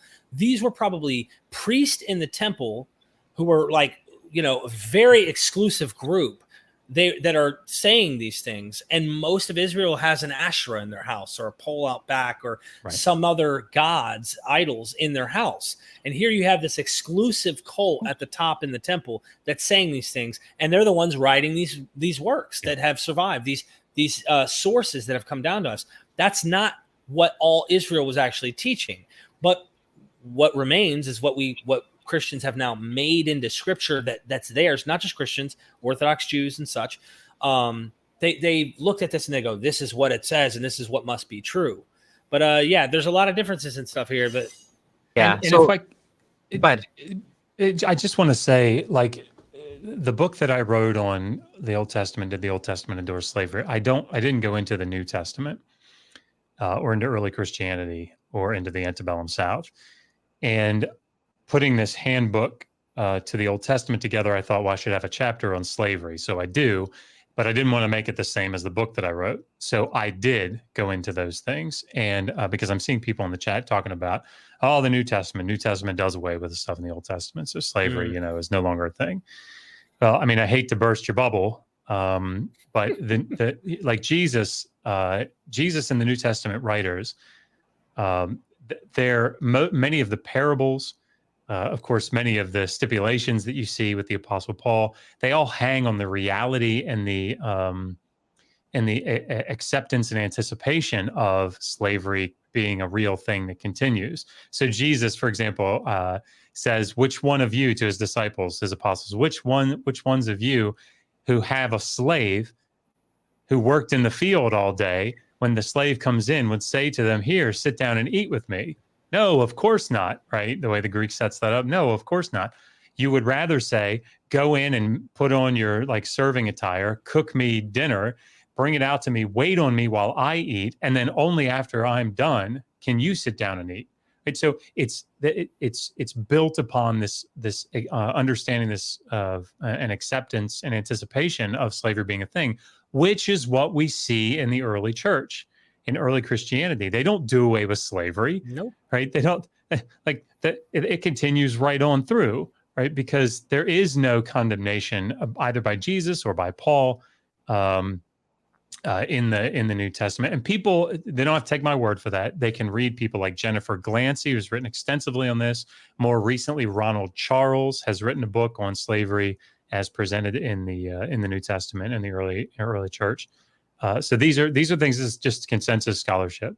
This is what scholars in the field say about this. Can I say something here, Abdullah, real quick? Ziggy said, Derek, why didn't Jesus get on a boat and walk to or whatever to Mexico? If there was a guy Jesus, and I'll grant there was, for the sake of argument, and say there was definitely a Jewish apocalyptic teacher in the first century, I don't think anyone in the Roman Empire knew of Mexico. So number one, that's just the thing. Like, and then number two, I have a strange way of the known world seems to be what they're concerned about. It doesn't seem like the immediate context of giving the gospel in the first century was even concerned with people like the Vikings. They weren't going to China, if that makes sense. Later, as this myth continues and the church continues, sure, proselytizing takes place in those regions. But I'm not a believer in this, so I hope that answers your question. Maybe you think I brought up Jesus as if I believe in this or something. But I also think that the question is kind of like irrelevant. It has nothing to do with the conversation. And then one more thing, Dr. Josh, the command to kind of a command, if you will, slaves, be good to your masters. Masters, be good to your slaves. Nowhere is it saying, guys, don't do this anymore. Yeah. None of this. And many people want to tout out something like 1 Timothy 1:10, which is, it's like Galatians 3:28, 1 Timothy 1:10, the book of Philemon. These are all passage. There you go. It's like clockwork. Rilo's going to keep doing everything the apologists say, and everything the apologists say gets destroyed by critical scholarship. But go ahead. Yeah. So I deal with all of these passages in the chapter in the new book.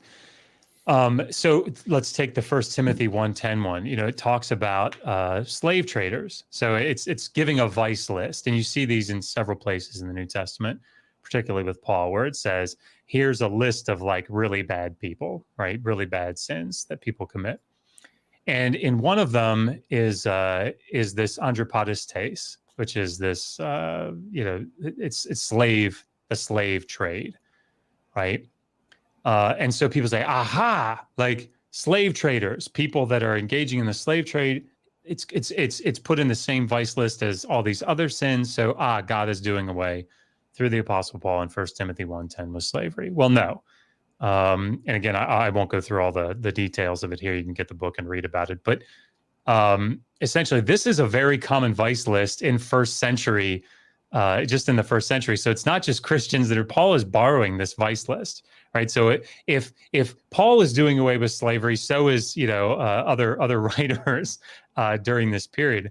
And let me tell you, the Roman Empire was, I think, 65, or I can't remember the percent, mostly slaves. Like they wouldn't even have stayed a nation. They would not have stayed an empire if it weren't for slavery.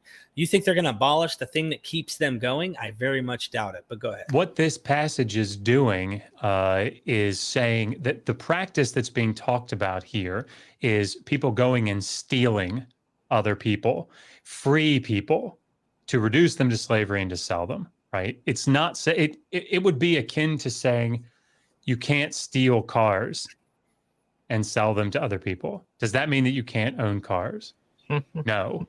Right. And that's the parallel. It's saying you can't go steal free people and subject them to the slave trade. That's illegal. And it was illegal everywhere. It was illegal in the ancient Near East. Like it's illegal everywhere. Of course, you can't steal cars and sell them to other people. But that doesn't mean that you can't own cars. Anyway, I won't take up any more time.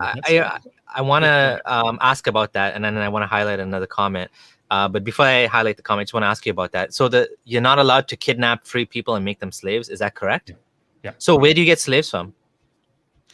Yeah, there are lots of different ways that people can become slaves. War captives are a pretty big source. Almost as big, maybe some people would argue bigger, would be people that fall into debt. What? And this is in the ancient Near East as a whole, including the Hebrew Bible. So let's say I take out a loan in this farming community that I'm in, and I take out a loan of grain that's worth like 10 shekels of silver or something. And I have a bad year. Well, I can't repay that loan. So now I'm indebted to Derek, from whom I've taken this loan. Well, regular debt slavery is just as soon as I can work off that debt to him, that amount that I've borrowed from him, then I'm released. But until such time, I'm kept as a debt slave. So theoretically, I'm brought into his house. Well, now I owe him 10 shekels of silver that I have to work off. Well, let's say I'm making a shekel a day, right? And that's a lot. But let's say I'm making a shekel a day or a shekel a month. That's more realistic, of silver a month. But now, so in 10 months, I should be able to pay this off. The problem is that now I'm also accruing interest on that loan. So I have that to pay off in addition. And then he can charge me legally things like room and board, right? Now what ends up happening in regular debt servitude is that the interest and the accruing debt becomes so significant that I can't ever work it off. So this is why in the ancient Near Eastern law codes and in ancient Near Eastern edicts, you see kings saying, to all the citizens of this land, I declare andoraro, which is freedom. And it's freedom from debt servitude, it's freedom from loans, because these things would build up and people would just stay in debt servitude. They'd never get out, so they just declare freedom. And this is what we see in the law code of Hammurabi. In order to get like away from this, the debt builds up, interest and all that stuff. They say if somebody becomes a slave, a debt slave to you, they can serve 3 years.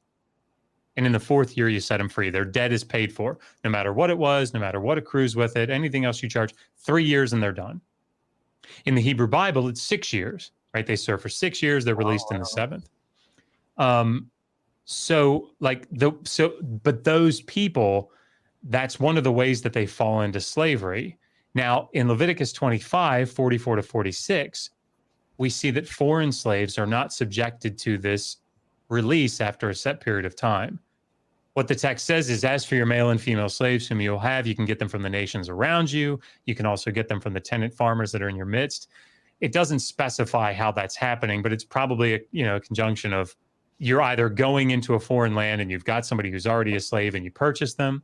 You get a war captive like you see in Deuteronomy 20, or you have somebody who's a tenant farmer, a foreign tenant farmer in the land, and they fall into debt servitude and they come and those people are not released, right? They're not subject to this, either the 7th year release or the 50th year release, the Jubilee.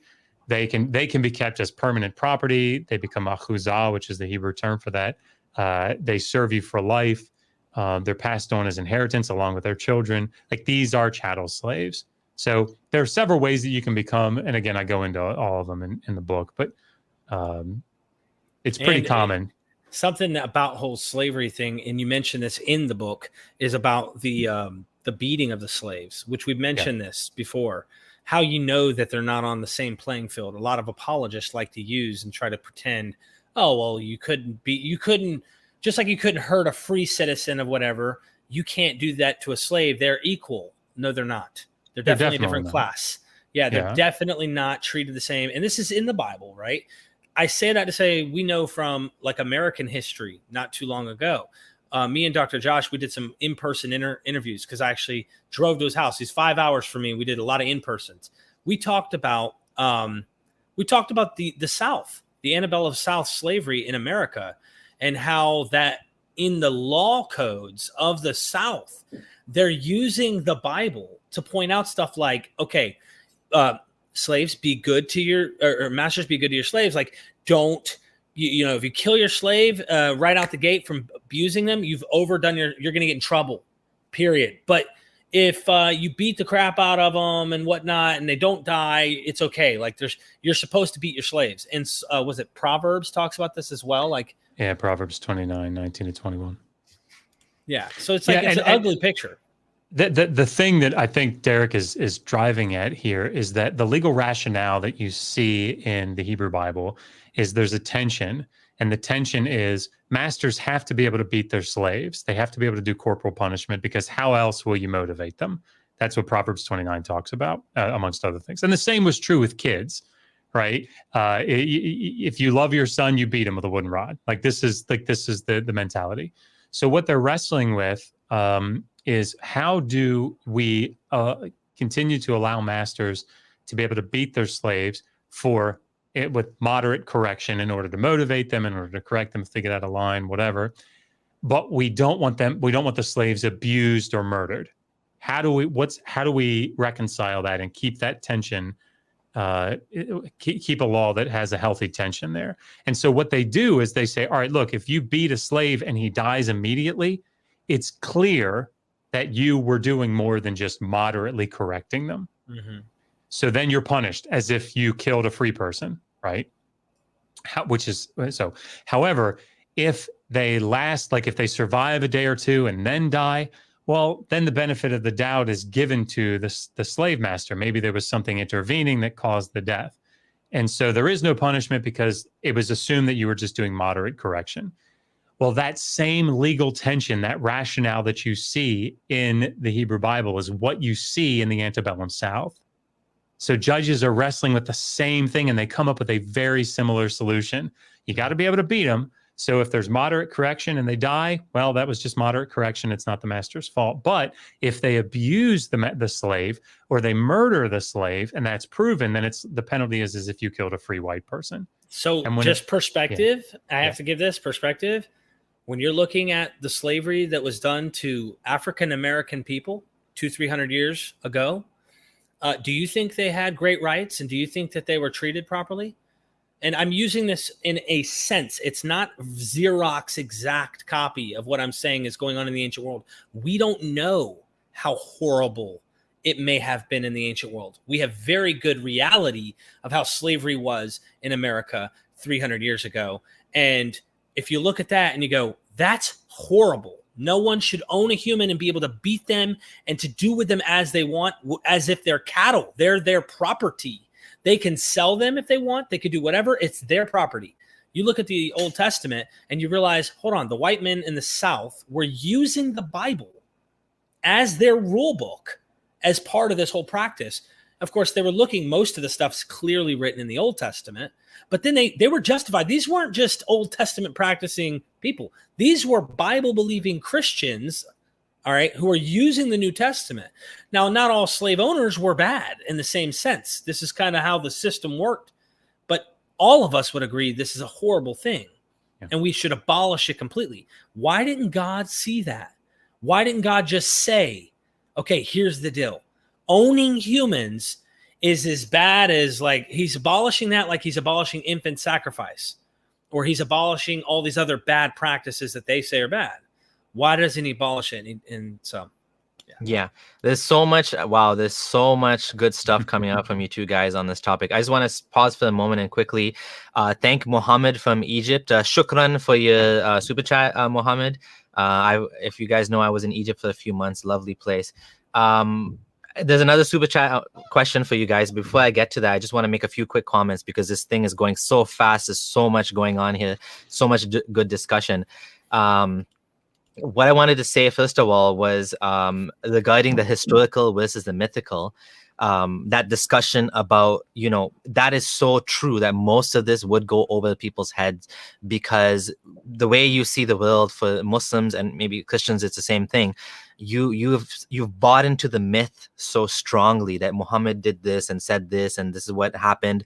So when someone comes and brings a historical challenge to that, did the Jews really wander for 40 days? What was it? 40 days? 4 months? 40 years. 40 years. Okay, that's even worse. Now you're like, okay, wait, that's like someone's challenging you. You have to really stop and question. And I think for most people, it's very difficult to get to that point because it's the next level of analysis, right? And once you get to that point, of course, the whole thing falls apart because now you realize that like this thing is not historically accurate. So how could it be from God? And same thing with the Quran. And the other thing I wanted to say was about the sources of slavery.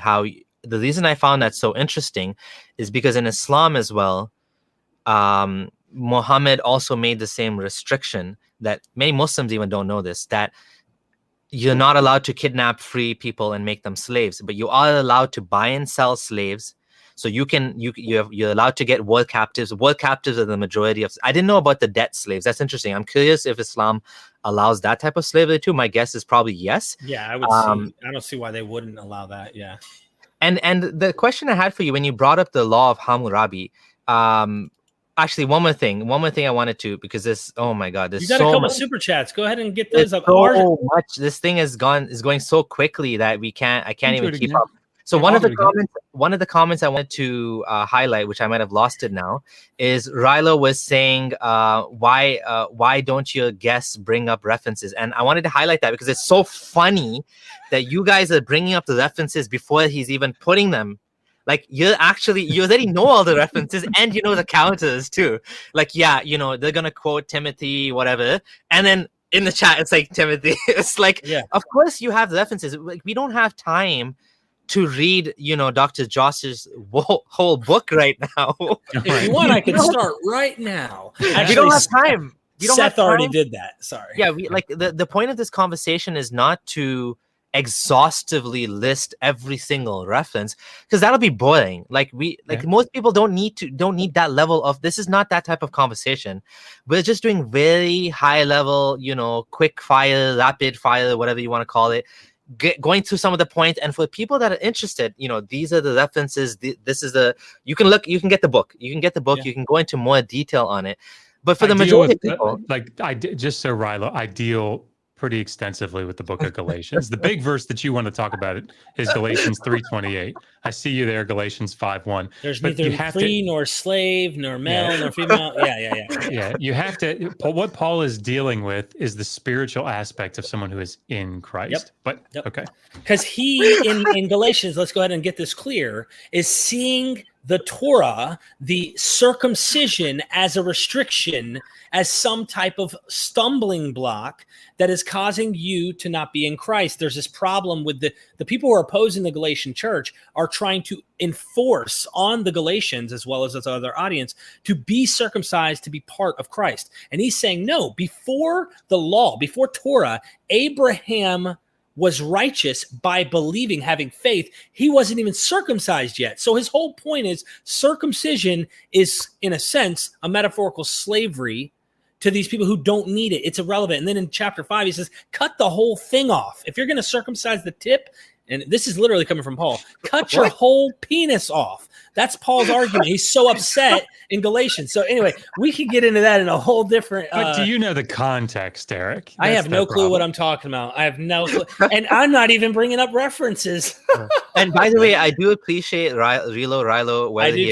I do appreciate this sort of healthy dialogue, because this is what we want. Like, we want this. Of course, we're not going to be. This is not a live debate, like, so to speak. Like, we're not going to be like, okay, we're going to respond to every single comment. It's fun. But it is. It's good to kind of do pick and choose which comments we can respond to, because there's not time to go through all of them. So here's another super chat. So we'll this is probably the last question, because we've gone on almost for 2 hours now. So Dr. Josh, were there not special rules for the debt slaves if they have family while in slavery? So real quick, I suspect what he's referring to is Exodus 21:2-6. Yeah, and I go into that in the book and in the new book. But basically, the way that the law sets this up is, if a fellow Israelite takes another Israelite as a slave, purchases him as a slave, he keeps him for 6 years, releases him in the 7th. Then it breaks down different situations. If that male slave comes into debt slavery single, after 6 years when he leaves single. If he comes in with a wife, so he's married and then he falls into debt slavery, he comes in with his wife and he leaves with his wife. Then it sets up, if he comes in single, but his master gives him a female slave as a wife, and they have sons and daughters, after the 6 years, that male slave goes out free. If he exercises his right to freedom, he goes out, but the wife and the children of that marriage are the master's property. They stay with the master. So then the text says, well, what if the husband and the father then says, well, I want to stay with, my wife and my kids. What do I do? Well, then he becomes a chattel slave to that master. So those are the stipulations that you see. And Islam, I think it's even worse than that, because you can separate.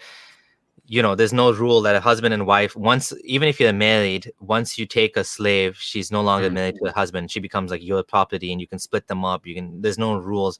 I have heard one Muslim scholar mention all of these rules.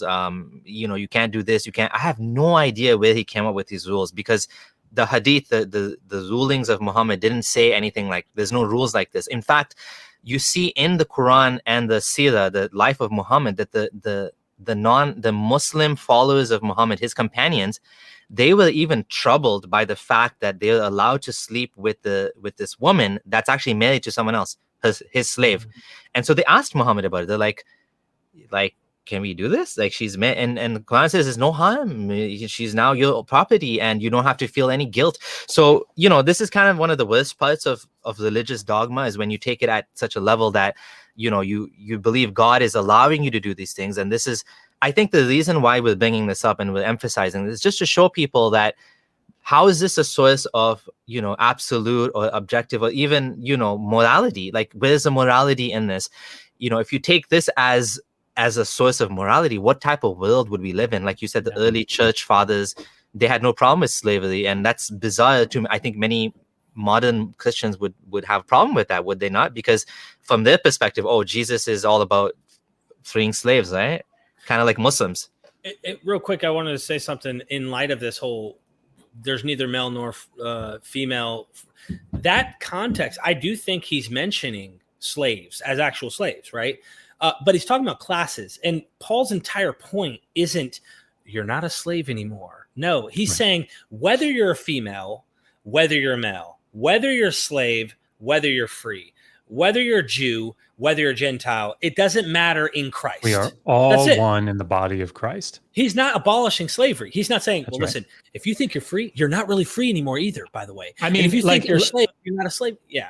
Carry it further. Like, if what that text is saying in Galatians 3:28 is that there are no more slaves or free people, right? Everybody's the same, and that there's no role distinction or societal distinction. Would Paul say that there is no role distinction or societal distinction between men and women? No, because read 1 Corinthians 14 and tell me he does. Yeah. Yeah, he tells them that, Dr. Josh. That's so clear. He's like, look, women, be silent. Let your husbands teach you. Well, I thought we're on the same playing field now. I'm not really under you in some class sense. Why would I need to be taught by you? In fact, I'm on the equal playing field. And so technically, this whole women be silent and don't teach, let me, your husbands teach you. Well, remember what Paul said in Galatians 3? Shut your mouth, because Paul said this. Nice try. It doesn't work. It's a faith thing. That's not what the text is doing. This is right. It's who are we in Christ, right? That we've all been justified, we've all been sanctified, and we're moving toward this spiritual sanctification here on earth. And so everybody is spiritually on the same playing field, right? So that you can't say, "Oh, I'm better than you in Christ, and you're less than me." We're all in Christ on the same playing field before God in his eyes. But that doesn't then carry over into societal roles and norms. I mean, Paul is carrying those through. So, yeah. Well, one thing I was going to say in this is where they'll might run to stuff like, and this is kind of silly, I understand why they would do that after hearing something so blatant about slavery, but he came to set the captives free, Dr. Josh. How could you say that he didn't abolish slavery when Jesus came to set the captives free? I mean, Hammurabi came to set the captives free, and he does. It's in the prologue. I mean, it's what he does to make sure that the oppressed aren't oppressed, to make sure that the poor aren't oppressed. That I mean, God, we see this in the third millennium with Ur-Kaginai. He says that the guy with 60 shekels doesn't oppress the guy with 10 shekels. I mean, that's the whole point. That's what kings do. This is an ancient Near Eastern thing. That doesn't mean that there's no slavery. Yeah, I wanted to ask you about that. But before we do that, just want to read this one comment. Just to be fair, some church fathers did have a problem with slavery, though. In fact, the first person to be absolutely against slavery was Gregory of Gregory Nyssa. Nyssa. Do you guys know about this? Yeah, so some of the early church fathers had problems with slavery. Chrysostom, I think, was another one. Oftentimes, the problems that they had were not about slavery itself, although this is not my field. Like early church history is not my thing. Okay. Mm-hmm. Again, I would recommend that L4 and anybody else go read Jennifer Glancy on her work on early Christianity and slavery. But a lot of times the problem that was had in those first 3 or 4 centuries were about like things like gluttony. Like you shouldn't have so many slaves because, you're just like, it's like having 10 pairs of shoes. You don't need that many, right? It's not, you shouldn't own people as property. And the thing is, I would ask, why didn't they all have problems with this? Why some? Shouldn't it be clear from the divine text? I mean, I think, to be honest, I think we humans have evolved. Our morality has improved. We see human beings as having more dignity today, and women, children, they have women, children, and even like all humans have more rights and more dignity today and more honor in the eyes of other humans than ever before. We don't take, the reason we have a problem with slavery today is because we've evolved, we've improved our morality. Whereas back then, it's like, yeah, this guy is a different color, skin. I can, there's no harm in having him as a slave, or, genocide is okay. With these people, it's different. War, conquer, all of these things are okay. Whereas now we have the Universal Declaration of Human Rights that we fought for after World War II. We defined this contract that all humans, no matter the sex, religion, gender, no matter what, we treat everybody with the same rights, right? And there was a comment which I've now missed it because this conversation is going so fast about, how come humanists are mocking other, is this what humanism is about? And humanism, in my perspective, and you guys can feel free to respond to this as well, is about treating people with rights, not discriminating others based on so if someone's Christian, they have the same rights as an atheist, as a Muslim. We don't discriminate someone based on the way they dress, or about the sexuality, or anything. Now, ideas, holy books or not so holy books, they're all fair game. Like, how is it that someone can cheer me on for complaining about the Quran and saying the Quran's bad for humanity and it has all these terrible things? Whereas now you're saying these guys shouldn't, how dare these humanists talk about the Bible? Is this what humanism is about? It's kind of like, well, why are you here on my channel then? You like what I do, but you don't like what they're doing. Whereas these are all just ideas. These are all ideologies. And these things matter because they influence people's actions and the way they live their lives and the way that they treat others. I mean, for example, how certain people treat gays in the Muslim world is very, very bad.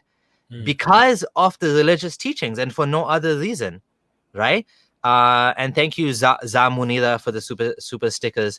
You guys want to respond to that? And just so we're gonna wrap it up now. I want to give you guys your chance to say your final words.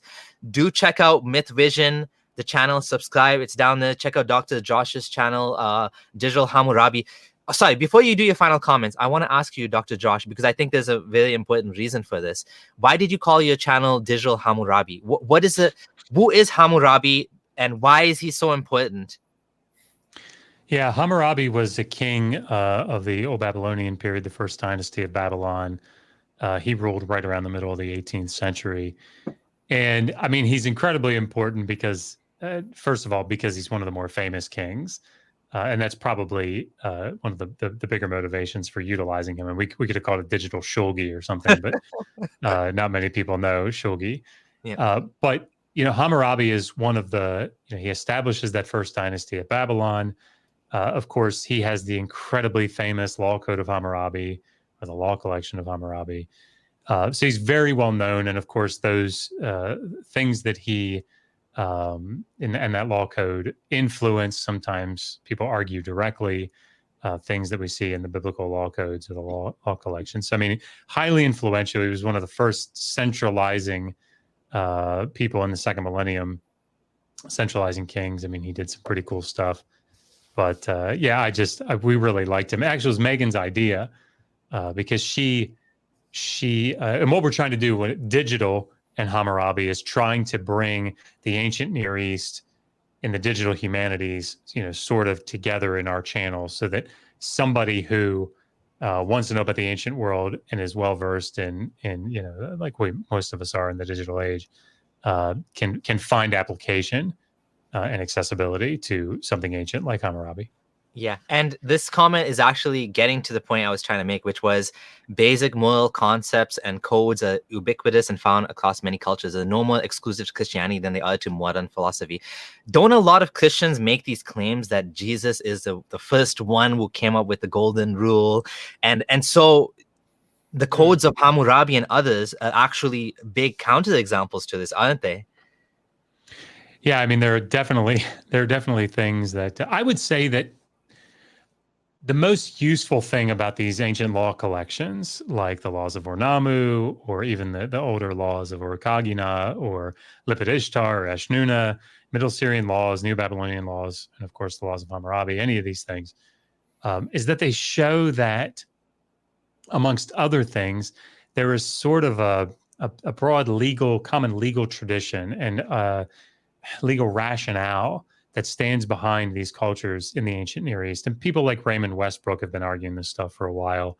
More recently, somebody like Bruce Wells down at University of Texas, Austin, has written pretty extensively about this. But the bigger thing is that as a fundamentalist evangelical, I was just under the impression that the Hebrew Bible, or the Bible in general, is this created in a vacuum, handed down by God text. And of course, it's not the case. So when you see things like, oh my gosh, the flood story that's in Genesis 6-9 goes back to the early second millennium, and the biblical writers are utilizing it and polemicizing it, that's a big deal. And it's something that we all need to understand. And I think that fundamentalist evangelicals need to wrestle with. I honestly have truly loved this conversation. It's been so intense and fast paced, and I can't even keep up with all of the things I want to ask you guys and kind of elaborate on. Like, even just now, you said a bunch of things I would love to really dig into. So we're going to have to do this again for sure at some point. Thank you, Derek, for coordinating and bringing Dr. Josh on as well. I want to have you on as well another time to speak more to your story. This has been an amazing conversation. So the last word goes to you guys, first Derek and then Dr. Josh, to plug what you do, your channel. Where can people find you? Where can they support you? And let's you guys get the final word. Okay. What I, obviously being a fundamentalist Christian who used to believe very much like Rilo and would have been in the text, I would have been chatting in the comment section with scripture verses going, that's not true, over and over. Eventually, when I was able to be critical of my own position, and I actually said, what do experts say in the field and why, and listen to both sides, I started to go, okay, we have problems here. What I believe in the way I believe it, it doesn't match the reality of the the original context to these texts. How I want to apply these things in my own life, I'm glad that people aren't using them the way they originally are meant. Good, I'm glad. But I want them to know, like, if you think you're going to go around slamming the book on people, if you hand this book to someone and they're by themselves reading this text, and you're not over here telling them how to view it, they might run away, like you talk about ISIS on your channel, okay? ISIS is claiming to read the Quran for what the Quran actually says, not what the smileys want to say it says, not what the Sunni want to say it says. They say the text says, and now they're cutting heads off of people. Why? Because in its original context, people's heads came off. Oh, okay. So they're really trying to be authentic to the text itself. Well, guess what? If you do that with the Bible, you might end up with some ugly situations. You might have Christians on street corners holding up homosexuals will burn in hell and God hates fags. And I'm talking about like legit hate speech. Why? Well, you can see where particular law codes literally command the death of a man who lays in the bed with another man, depending on the context where you're looking, but in the Old Testament. Or you might find places where they go, well, Jesus is all about love and God doesn't hate anyone. Well, Psalms 5:5 disagrees with you, my friend. And so does Jacob I loved and Esau I hated. Okay, there are clear passages that teach these ideas. If you want to paint them over as pretty, be my guest. but you're not actually representing what they originally meant. And I want to do that. I have experts on the channel. Come subscribe. Dr. Josh is one of them. And we're poking holes at ancient texts to see what they say. You open up a whole can of worms there with those. Oh, there's so much. I just want to ask one quick thing then. I don't want to go for too long, but just quickly, I want to ask one quick thing. How is it that, if Jesus, fulfilled the letter of the law, there's no more sacrifice, you can eat pig, why is homosexuality still forbidden? Like, isn't that a old law, like from Leviticus or whatever? Paul seems to come after Jesus's death and resurrection. He's preaching. And if one interprets, and I think Paul might be hinting at this in Romans chapter 1, verse 28, men with men working that which is unseemly, burned in their lust one toward another, as women who pretty much neglect the natural use of the body to be with women. And then he goes into this list of things. They're God haters. They're reprobates, right? It's clear that Paul still holds that this sexual immorality is still a thing, even though its death abolishes the law according to Paul. Okay, and so there's still morality. Like, it's like, just because a law's gone doesn't mean there's no morality, and then antinomianism is the case. So no, Paul doesn't seem to be antinomian. He still thinks you're supposed to live a life that is holy in some sense. You're supposed to represent Christ. And okay. So the difference then with Islam is that Islam's, many Muslims would believe you're still, the law to kill homosexuals still applies to this day. Not vigilante style, but in a state, if there was evidence and there was whatever witnesses, they would be executed the same way an adulterer would be executed if there was evidence of adultery, 3 witnesses of penetration or whatever. But that would be a difference then with Christianity. But you're saying it still inspires people to hate gays, which is unfortunately still part of Christianity, right? I mean, I won't. Let me not paint a broad stroke. Okay. I'm saying literalist. I'm saying people who can't divorce context and the reality. Like ISIS. Look, Dr. Josh's wife. Yeah. She reads these texts and they nourish her in a different way than someone who reads them and goes, Paul said it's an abomination. It's an abomination. And there's people running around throwing the Bible at people, forcing them to say, but Christ loves you. But if you don't believe in him, he's going to cook you in this eternal place that God created forever. But he loves you. I took that from the comedian, the stand-up. He's like, he's like talking like, and God loves you so much. And but if you don't believe, he's going to burn you and cook you and torture you and da-da-da-da. But he loves you. And it's like, well, at least with Islam, there's no they don't even pretend like Allah loves you. It's just like you just submit. Yes, he loves if you submit, he loves you. Otherwise, nope, he doesn't love you. All right, Dr. Josh, final words to you, and if you want to plug your latest book as well, definitely do that, and your channel or whatever you want. Go for it. Yeah, I appreciate you having us on. I guess what I would say is that the point of our channel when we delve into these things, and the point of the books, is for somebody like the individuals that are in the side chat, some of them who are very much convinced by this fundamentalist approach, this literalistic interpretation of the biblical text, to be able to take a step back and to look at things in a different light. And I noticed a comment, I can't remember who said it, but I suspect it's the same guy who said, like, these people probably don't even know the gospel. And I wouldn't do this normally, but I was a fundamentalist evangelical Christian for 26 years. And the gospel that I understood was that I'm a sinner, right? And that the sin that I do is born from my sin nature that I received in Adam. And that nothing that I could do in this life, no works that I could perform, would absolve me of those sins or somehow pay for those sins. And because of those sins, in the eyes of a righteous and holy God, I was unfit to be in heaven with him, and that sin needed to be punished. And that punishment took the form of an eternity in hell, separated from him, the second death. And so I was without hope. But because Jesus Christ came and lived a perfect life as the Son of God, being God in the flesh, and died on the cross, he paid the penalty for my sins. And in doing so, he made the very righteousness of God available to me. And by simply believing, not by working, but by faith, by grace through faith, I could be justified in his sight, and that salvation as a free gift could be was afforded to me, and that I could then go to heaven and live with him for eternity. That didn't mean that I would be perfect here on this earth, that I would work out my sanctification, trying to bring who I was in line with the actions that I performed. So yeah, I understand the gospel. And so I want you to know that coming from that position as that individual, I have stepped out of that, right? And that's okay. And so the point of this book is not to try to, again, my wife is a Christian. It's not to try to get people to not be Christians anymore, but it's so that we all start on the same footing, that we all have the same data points that we're working with, so that we're not coming to things like slavery and trying to defend it like in a way that will, I think, unfortunately, if we continue to do it, ultimately lead to another round of slavery in our modern culture. So yeah, I think so. So get the book. If you doubt what I'm saying, it's absolutely fine. Can I say something, Josh? I mean, literally, I got to make a joke, dude. Rilo, I can't. Like, while you were saying the gospel, the one thing that comes, this is just the point.